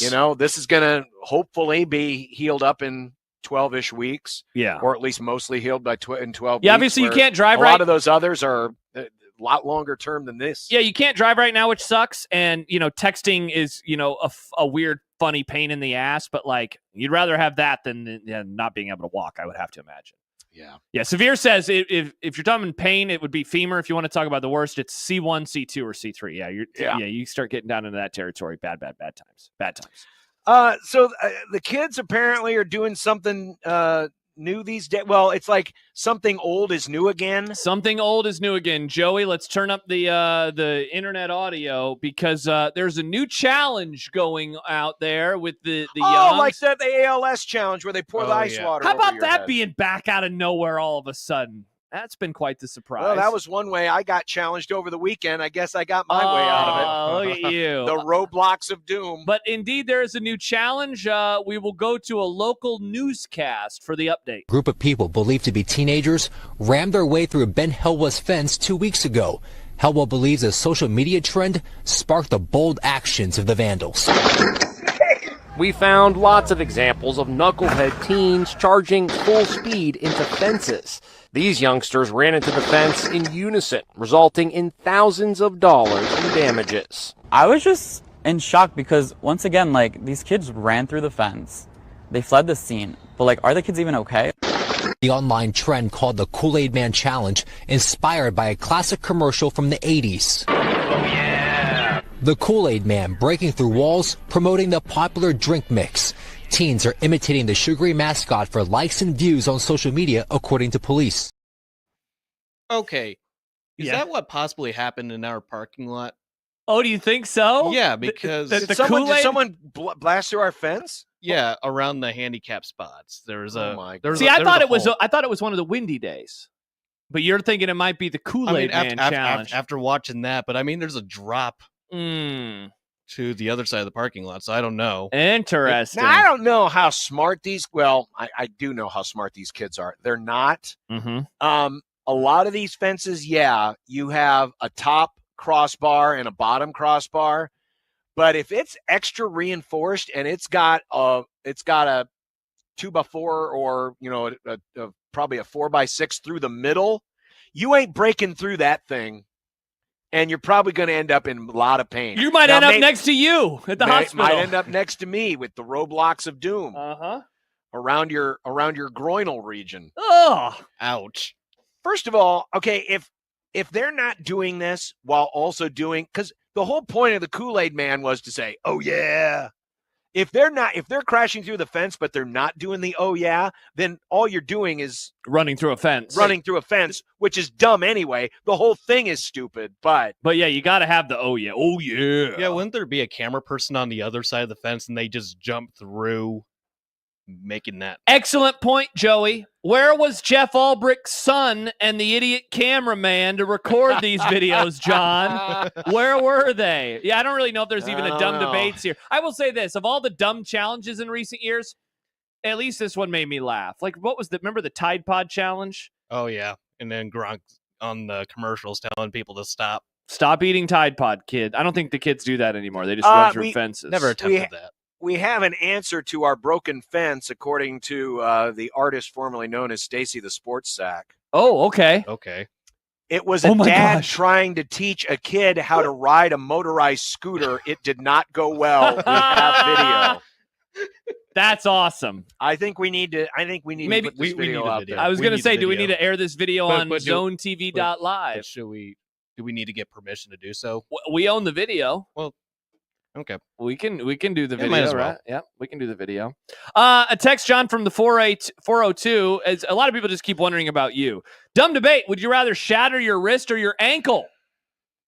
Hashtag the film Misery. It's got to be your wrist, right? I know you're in a lot of pain, but again, the ankle, like you might not be able to walk ever again. I couldn't run ever again. I'll shatter my wrist, I guess. Sounds terrible, but yeah, I mean, it's still, because again, mobility is affected.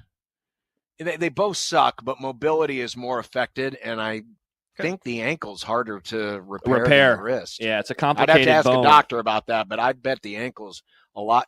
And the ability for it to affect you down the road your job probably is greater than it is with a wrist. Yeah, definitely.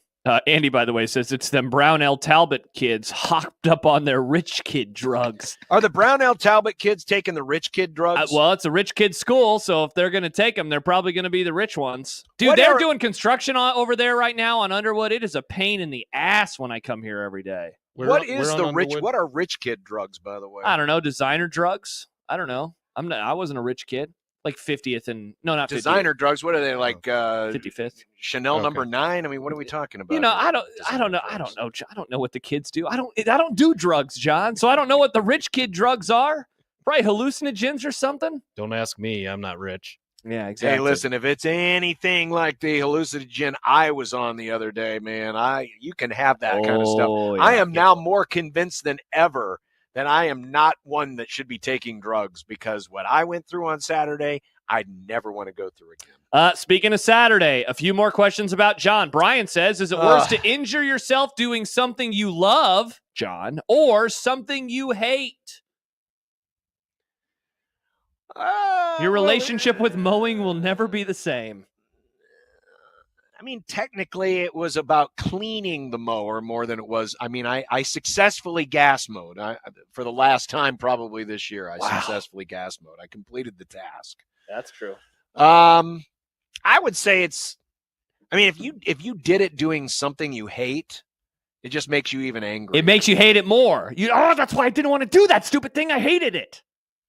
So yeah, I would say that's worse. Doing something you love, like. I mean, it's a bummer, but doing something you hate, in theory, you don't even want to be doing that thing, you know?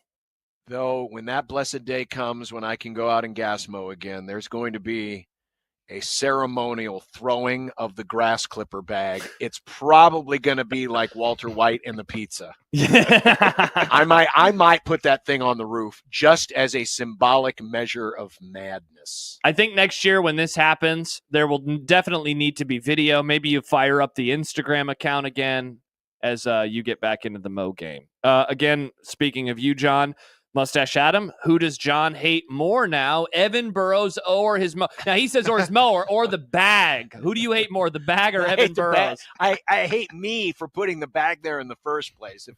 And again, normally, so what I do when I clean the mower, I take the bag and I get the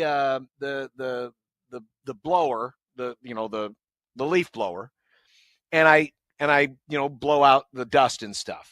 But I always set that off to the side. I always set it off in the driveway. For some reason, I decided, no, I'm just going to drop it right here in the middle of the yard, which is not where I was going to have it cleaned in the first place. I was going to go and get the leaf blower and clean it out in the driveway like I do every other time. But for some reason, I decided, nope, I'm just going to put it right here in the middle of the yard where I can backpedal over it and fall on my ass. KG says, breaking the left wrist in 2 places after wiping out on a bike sophomore year. Still feel the pain 40 years later, plus hindered my football career. Yeah, my football career is over. You will never play again, John. I will never play football again. Never play again. Here's a non-injury related question. Thank God. Yeah, I think it's good. Ian says, for $1 million, you have 1 minute to sink 1,000 feet of putts or drive 1,000 yards in the fairway. What do you pick? So the drives have to go into the fairway. You have 1 minute. And so they have to go into the fairway, or you have to make a combined 100 feet of putts. So in theory, John, could you make five 5-foot putts 20 times in 1 minute? Because that would equal 100. I mean, both of these are really difficult. Well, yeah, because even if you bomb it off the tee, that's 3 drives. To get to 1,000. If you can really, and I can't. Right. I mean, but you have to be a 330. You got to be 330 off the tee. And right? And straight. And straight. Yeah. And I'm putting. And you're only doing, you got a minute.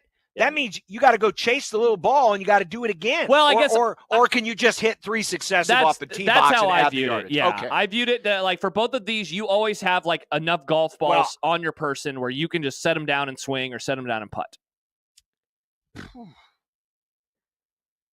I mean, I guess if you rapid fire, even if you're only dinking them 175 yards off the tee, if you can just rapid fire them. That would be 6 drives if you could do 175 off the tee, right? 6 drives. Yeah, something like that. See, my putting is terrible. See, and my drives are terrible. Now. A lot of people are disagreeing in the chat, which is nice. Kenneth, you'd have to make 1.6 1-foot putts per second. So, yeah, that would be hard. Dave says drives. The target is easier, more room for error. Yeah. Kenneth, drive would be way easier. YWNCCTHIF, though, says drives. You have to factor for wind and stuff more. Putts seem easier. Andy says, can you make 25-foot You would need 25-foot putts in a minute. Yeah, that's a lot. This would actually... I think I'd go putting. But mainly, it's because I know how bad of a driver I am. Yeah, for a duffer, and obviously for a professional, I mean, Bryson Shambo can whack 3 drives and be done with it in 15 seconds. Oh, it'd be easy. So if you took an average golfer, this actually might be a fun challenge to try to execute. To see how many cumulative yards in drives in the fairway that you could get in 60 seconds versus the amount of putt. It actually would be a fun challenge to try. I think they are both very difficult. Definitely. I'm going to say driving because, again, now are we taking ball in flight or is it total distance off the roll? I'm taking total distance off the roll because that's what they count in actual golf. Your drive went 320. It's not 300 and then it rolled 20 yards. I think it's probably more doable to drive. Because remember, with putting, you still got to make them. You've got to make those putts. And sure, you might be just, lining up 5-footers and just rapid fire, bum, bum, bum. You miss one, and that's another, few seconds off the clock, and you're just like, bum, bum, bum, bum. I think the driving would probably be more accomplishable than the putting. Yeah, now Jordan says, does it have to be a driver? I can do 150 to 200 with an iron 5 to 7 times. James said something similar. If you're smart, that's probably what you do. You go with the club you can control and keep it straight versus, just trying to boom one off the box and you don't hit your driver well and you keep yanking it into the tree. Yeah, I think one of the parts about this challenge that would be interesting is like you go down to a local course here, the fairway sometimes begins, 50 to 75 yards away from the tee box. What if the fairway doesn't start for 150, 200? Then does that, it's going to change the math on it. Yeah. Wow, Baymon. Driving is hard because you really have to snap your wrist when you... Come on, Baymon. Come on. Come on. Unreal. Absolutely unreal. Disgusting. Yeah, I'm going to go putt. You're right, though. It is quite the challenge. Mustache Adam, who is a really good golfer. I've played with him before. I will try this sometime in the summer, but the driving would be easier. As soon as you hit the drive, you can reload and hit at least 10 to 15 in 1 minute. Kyle says, I'm a poor golfer, but I can hit my 8-iron straight 150 yards. Driving all day. What if you lined up like 10 balls on the tee box? Mm-hmm. And you're just swinging. And you're just swing, step up, just swing, boom, step up, boom, swing, boom, step up. Boom, boom. Yeah. Great question. But that would be funny because, again, the catch is you got to keep them in the fairway. Correct. And you're nervous because you're potentially getting $1 million. And you're in Nebraska and the wind blows all the time and there's a good chance the wind's going to be blowing against you or is going to blow the sucker right into the sand trap. Oh, yeah. Or maybe you're Rory at the Masters and it will go right into the sand trap. Maybe you're Rory at the Masters and you fluke your way to a win and nice. Everybody loves you. Hell yeah, go Rory. He's so great. Shout out Rory. We don't really know why we like him. I told you why we liked him, John, and you just didn't like our reasoning.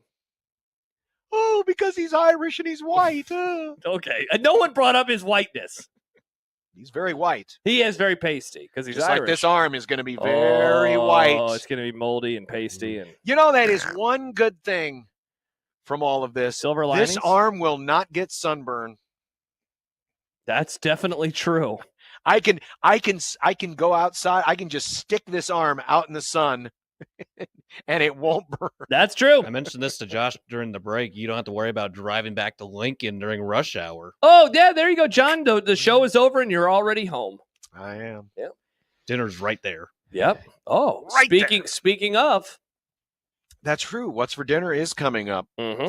We've got that. That was Dumb Debates. Keep sending in those dumb debates, kids. Whenever one strikes your fancy, send it to us. And we will be happy to engage in them again next week, same bat time, same bat channel. We also have content coming up. Nice. Including the latest on the most expensive prank call in history on 1620 The Zone.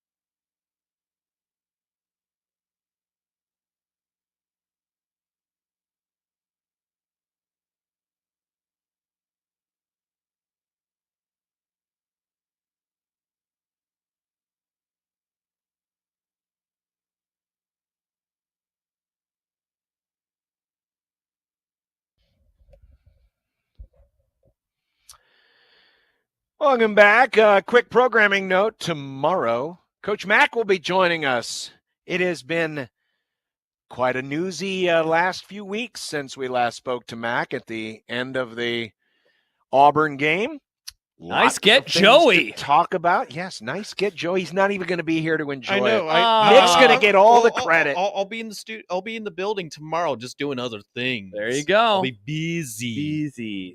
Yeah, looking forward to having that conversation with him. Talking about why now, or I guess kind of why now, right? Why kind of now?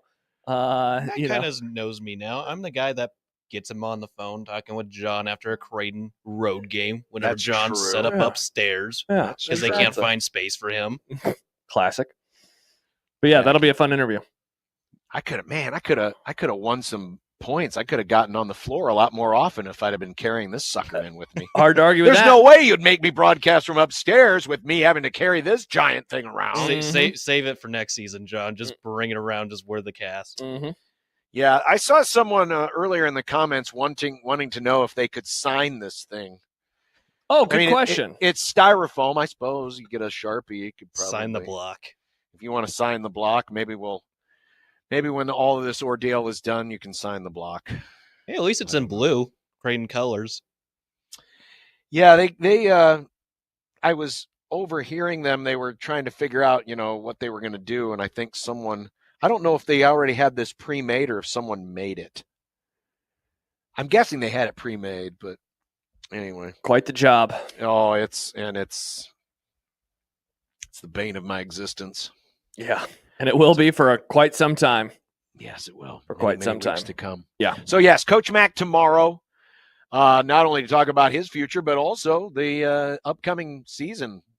Jays have restocked big time with the additions of the last couple of weeks. So a lot to discuss. Join us tomorrow right here exclusively on 1620 The Zone. And, this is maybe a hard question for him to answer, so I will pose it to you instead. What do you make of I guess from afar, from me just watching all of the new additions, there seems to be a sense of urgency that we have not seen in recent years. And that's not to say that, they have done a bad job in the portal or signing players out of high school, because obviously they have done a really good job, right? But why is the obvious answer, Josh, because his career is almost over and they really want to send him out with even more success. But it's why does that cause for there to seem to be more urgency than there has been in the last few years? I find that has been kind of a fascinating part of the month off season that they have had so far. It's part that, but it's also what we've been talking about for the last few weeks. Everybody is front loading right now. Everybody is trying to cash in before the settlement kicks in, and there's a salary cap. And so this appears to be like the last great stand of traditional third-party NIL. Mm-hmm. Now, I don't know if that's true. I still think it's going to exist in some form. I still think even if it goes back underground, which, let's face it, that was the lifeblood of college athletics for many, many, many, many, many, many decades. So I don't think it's necessarily going away, but at least in terms of, think about it this way. Let's pretend, because we have to, that we had mobile sports betting everywhere across the state. Okay. And all of a sudden, some legal settlement came about and said, well, starting next year, all betting has to go back inside the brick and mortar. You would have a lot of people, trying to take advantage of the app. The dying days of it. For as long as you could before it all disappears. And so everyone's doing it. And that's why you're getting the $40 million rumors of these $40 million rosters, $10 million basketball rosters. So I think it's a combination of things. I think it's one, it's like, all right, here's our last great push. And two, here's where, all the support that we've gotten from the Bird Club, this might be our last great chance to really, put some hustle behind the muscle, or muscle behind the hustle. And so I think it's a combination of those things that's kind of led us to this point. Yeah. And let's face it, success breeds success. For sure. This is a season like last season, while in a traditional Creighton sense would be considered, that'd be an A season. But considering that, it's coming off of a couple of Sweet 16s and an Elite Eight, it kind of it feels like a step back. Yeah. And so success breeds more success, and you've set the bar, and it's now like, okay, we've seen where this can take us. Now we've got to take the next step. Well, let me ask it to you in this regard. Are they doing something that they couldn't have done last year? Like last year, for example, you bring back Kalkbrenner. So you have this stalwart who has been around forever, and you bring back Ashworth. So you have like these veteran presence, an inside and an outside player. Another, he's about to win another Defensive Player of the Year, right? In Kalkbrenner, he's going to challenge for Conference Player of the Year. It does feel like this group that they have put together so far, that they have done a better job at landing these players now versus what they did last year. And maybe I'm just reading the situation wrong, but it's almost like, why weren't they able to put these types of players or more of these types of players around those two versus doing it for the 25-26 year? Well, they thought they had a pretty good group together. They thought they were going to have Pop Isaacs for the whole season, and then you mix in, Jackson McAndrew, and then you've got some of the returning guys that they thought were going to be better. But what has been the one thing that has been talked about a lot in the offseason that never seems to transpire in the regular season? The depth.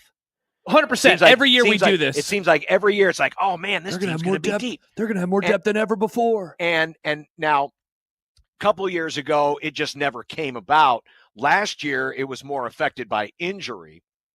But now, they're going in and saying, okay, we're gonna make darn sure we're gonna have depth on this team, and part of that too is because of the way Creighton has played the last 5 years with Ryan Kalkbrenner, especially the last 4.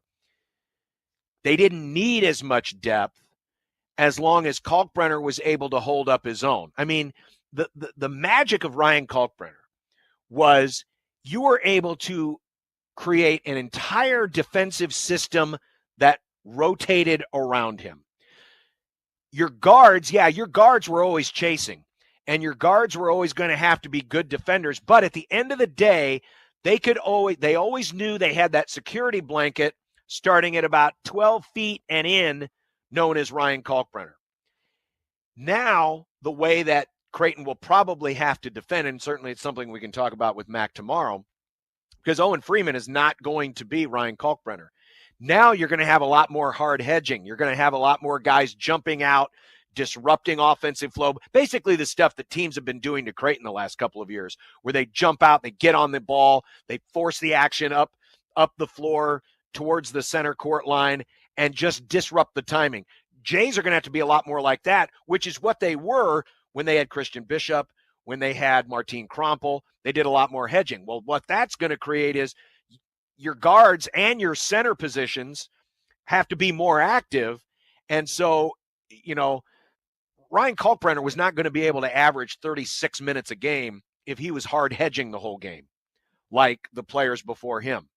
So they need the depth also based on how they plan to play, probably, I would assume, how they're going to play defense next year. So part of it is doing it because, hey, we really need to have the depth, but also it's by necessity because, you're not going to necessarily be able to have 3 or 4 guys averaging 30-plus minutes a game. Those minutes are going to have to be distributed out because there's probably going to be more energy exerted on the defensive end versus what you've done in years past because you had that gravitational force in the middle known as Ryan Kalkbrenner. Yeah, that definitely makes a lot of sense. It's just setting up for however many years is left, right? 1 or 2. And I guess in theory it could be longer, but everyone seems to think it's going to be 2 or fewer.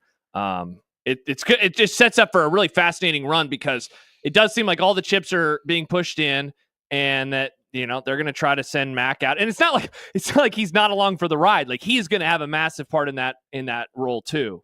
Or he's going to have a massive role in what happens with them in terms of maybe getting to a level that they have, heretofore not been able to do.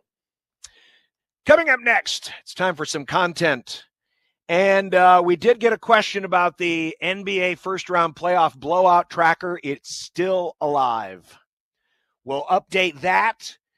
And we have The update on the most expensive prank call ever made. Oh, boy. Next on 1620 The Zone.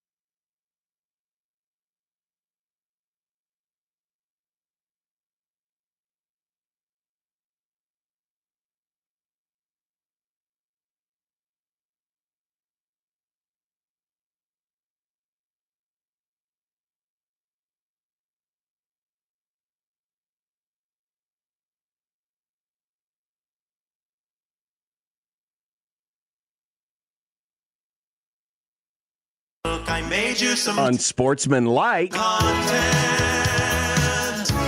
Unsportsmanlike content. Unsportsmanlike content. Content that's unsportsmanlike.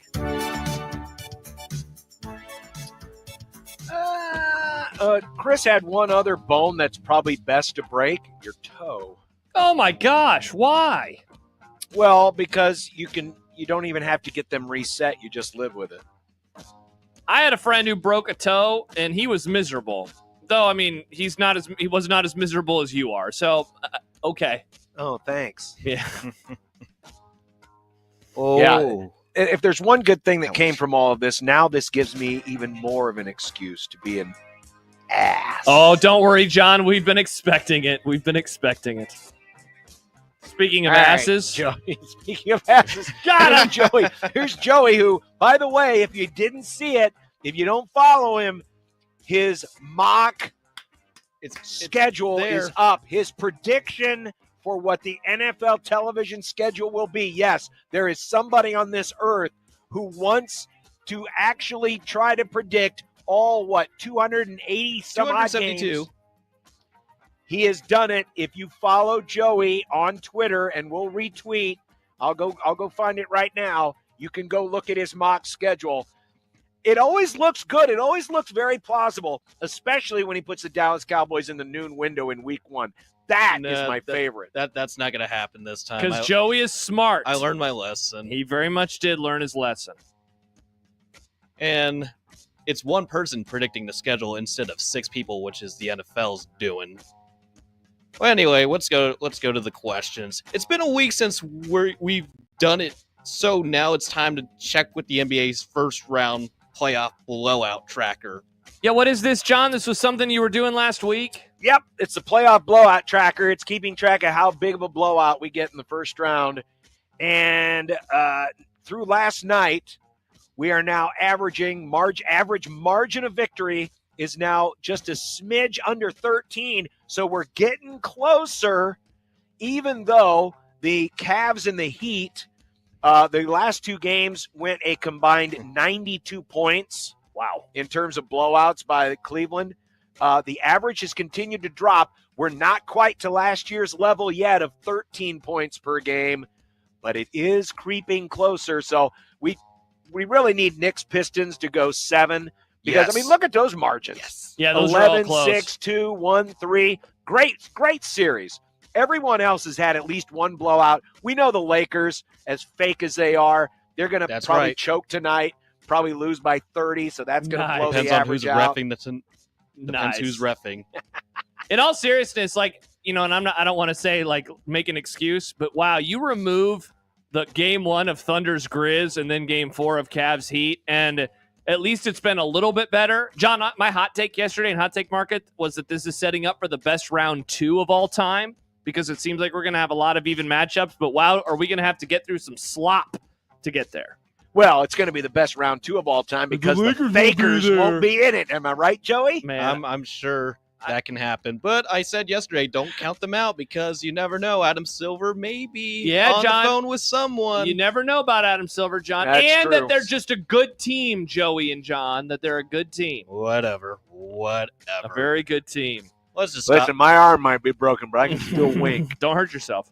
LeBron's just avoiding Baylor Shireman. Anyway, what did you guys think of Lawrence Taylor telling Abdul Carter that he cannot use number 56 with the New York Giants? Wow, so I had not seen this story, and so when Joey first started reading this sentence, I thought it was going to be that he can use the number, because that's what usually happens. You know what? I'll actually give Taylor props. I'm sick of players telling other players that you can use my number. No, Abdul Carter is a rookie. Lawrence Taylor is what, John? A top 5 greatest defensive player in the history of the National Football League. Easily a top 5 player. No, you have to earn it, and I would say he will never earn it because some numbers, you just can keep them retired. You don't have to just award them to everybody because you like them. Also, it's not even like he wore number 56 in college. He wore number 11 because that's what number the linebackers wear at Penn State. So, no, absolutely not. Shout out to you, Lawrence Taylor, on this one. Now, of course, the interesting thing is that Warren Moon took his number 1 out of retirement for Cam Ward. Mm-hmm. So it can go both ways, and I can see it. But at the end of the day, Lawrence Taylor is right. There's a reason why you retired the number. Because the person who wore it last was the greatest to ever do it. And for anybody else to wear the number 56 in giant blue would be a blasphemy. The only thing more blasphemous is if someone had the temerity to still wear the number 10 in giant blue, the greatest giant of all time. So I applaud you. And by the way, Lawrence Taylor, when he said it, he wasn't being like arrogant or a D-bag. He was saying, no, Abdul, go make your own name. Go get your own number and make that your own. And maybe you'll be as great as me one day. But don't try to become great in my number. Go make your own number. Exactly. So, yeah, if you retire a number, leave the damn thing retired. Speaking of retired numbers, which I think it's premature, but the Atlanta Falcons have been fined $250,000, and defensive coordinator Jeff Ulbrich has been fined $100,000 for the prank call that Ulbrich's son perpetrated on Shedeur Sanders over the weekend. Is this a proper punishment, you guys? I mean, you needed to find, there had to be something. But the interesting thing about this is, if Shedeur Sanders, and I'm not saying the blame is on Shedeur, so don't read this the wrong way. But one of the reasons why this happened was because Shedeur didn't have an agent. And usually, if people need to get in contact with your client, they go through your agent. Well, what happened was Shedeur's number then became on the NFL distribution list, and that's how Ulbrich got it, and that's how Ulbrich's son got it. So, in a weird way, Shedeur not having representation hurt him here. Not an excuse. Just sounds like an excuse. Just stating a fact. But, yeah, this is an appropriate punishment. The kid's going to feel terrible for life. Oh, my gosh. He's got to be grounded forever. He's like 21 years old. What an idiot. I'd still ground him. I'd say you're living at home and you're grounded again, mister. Like, dude, Sean, can you imagine? Like, obviously, you don't have $100,000 to pay a fine, but the equivalent for you, that's still a pretty penny. I mean, I know assistant coaches in the NFL make more than we do, but $100,000, there's a difference between Ulbrich paying that amount and, like, Kirk Cousins paying him $100,000. He can afford it, and I'm guessing Ulbrich can too. I'm guessing he's also pissed. I do think that this is fair. In a way, I'm a little surprised that Ulbrich wasn't canned, but I do think that this is fair.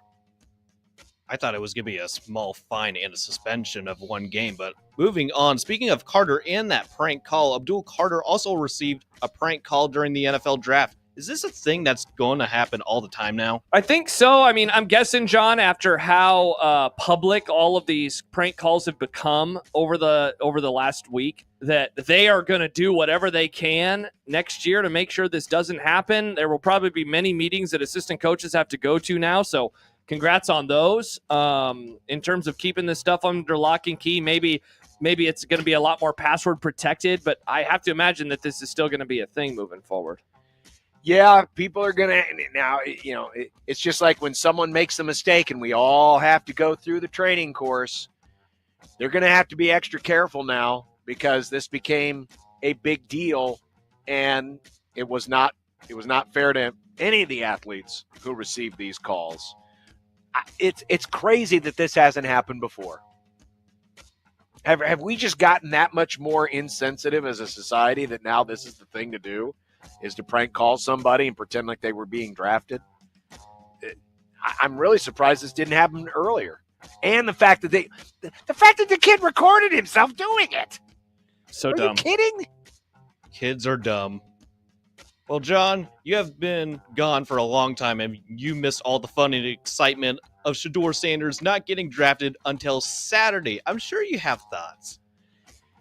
Well, what this was a classic case of all of the friends of Prime that I talked about for the last 2 years all being snookered because they were looking at it through Prime-colored glasses. This was not going to be a first-round draft pick. And it's obvious that, really, for Shedeur, this draft came down to about 6 teams. Because those were the only teams that were really in play for him. Everybody else either had another quarterback in mind, like Tennessee, or already have a quarterback and weren't going to draft him anyway. So really, this draft came down to 6 teams. And they had either more pressing needs and didn't want to deal with all the headaches. And once he fell past the second round, it was obvious, okay, do we really want a distraction as a third-string quarterback, or in the case of the Browns, a fourth-string quarterback? No. So it's funny how it came home to roost for all the friends of Prime who have been looking at through the world through Prime-colored glasses, that they couldn't see the obvious faults that 32 other GMs and scouts were able to across the National Football League, and that is, hey, he's a talented kid, but he's not a franchise quarterback. Yeah, I said this earlier this week. They obviously overplayed their hand with how they approached everything from meetings to his pro day, and I think that backfired on them in a spectacular fashion. What do we think of the Miami Marlins' new City Connect uniforms? They are calling them retro wave. Okay, so what's going on? Is there like lines on those jerseys, John? Yeah, there's. Let me see if I can zoom in here a little City bit. vibes. I mean, I don't hate them. I've seen worse before. They're fine. I'll give them a B minus. I mean, for a trashy franchise like Miami, they're actually pretty good. Yeah, they're fine. But is this the thing? I thought the City Connect uniforms was going to be a one-time deal. Now we're like reissuing them and changing days as well. Well, I thought that. What do you mean? Like this is a different one for this? Didn't season? they already have a different City Connect uniform? Oh, I thought that they were new every year. Are they not new every year? I don't know. John, I don't watch baseball. It's just another. It's another reason for those tens of thousands of Miami Marlins fans to go out and buy jerseys. Congrats. There's a chance that there will be more people owning those jerseys that have no idea what they represent than those who are actual Marlins fans. There's not very many of them, except when they go on their random World Series runs here and there. Well, John, one show is now in the books in our new normal. How would you grade your ability to talk on the radio with your cube attached? I thought you did better than I expected. Oh, I'm going to be experimenting with a few things. It's just awkward to sit here with this damn thing on my wrist. I did master, though, the art of being able to put these on. Yeah, you got really good. Look at that. I mean, you should have seen it before I went on the air today, how much it was. But now I've kind of figured out the art of how to take these on and off with one hand. We love to see it. So, I mean, again, baby steps. I was told that the bones heal, or no, nerves heal at like something like 1 micromillimeter at a time. Oh my gosh. It's like this tiny, tiny, tiny little bit. So human body's pretty wild, man. It is. It's very wild. Yeah. Mine is rebelling against me. Yeah, it certainly is. All right, guys, quick one. Timberwolves and Warriors are both on the road tonight, up 3-1. Do they shut the door on the Lakers and Rockets tonight? Warriors, yes. T-Wolves, ow! Ow, ow! So yes on both? It seemed like you were going to say T-Wolves no. Enter Ant-Man. Now, Joey talked me into the Lakers winning, so I'll go with the Lakers. But, yeah, I think the Warriors get it done and knock the youngins out of the playoffs. And there it is, content. Coming up next, what's for dinner? And we'll wrap up the Grum in our first day of the new normal. Nice. On 1620 The Zone.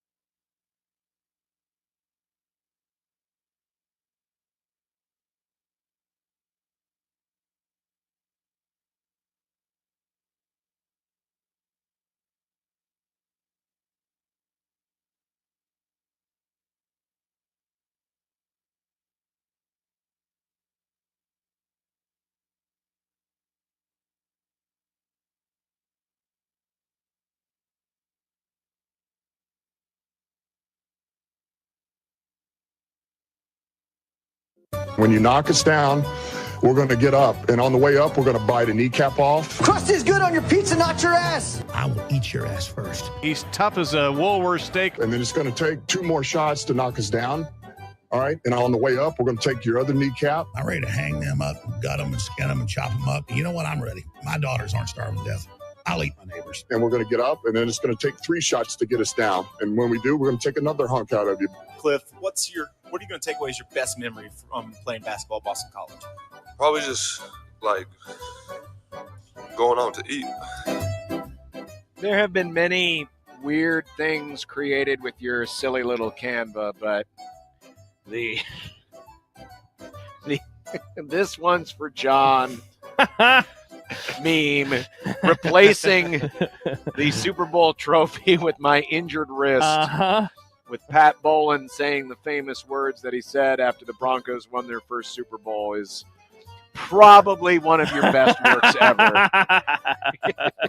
Very proud of it. Very proud of it. Very incredible. Dinner tonight. Last night the wife brought. Now she said she's brought home this pizza before. I can't remember what the name of the pizza place was now. It's a new. What's it called? Vic's Pizza. It was really good. Well, I hope it's good tonight. Really good. Well, that was last night. night. I don't know what tonight is. Oh, okay. Brats. We're doing brats. Something in the freezer for me. Something in the freezer for Joey. And that's the Grum.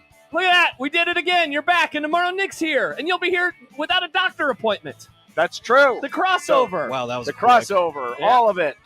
Coach Mack will join us. Nice. We'll have fun. Thank shopping. you, Joey. Thank you, Joey, the last few days. Woo-hoo. Thanks, Joey. Bye.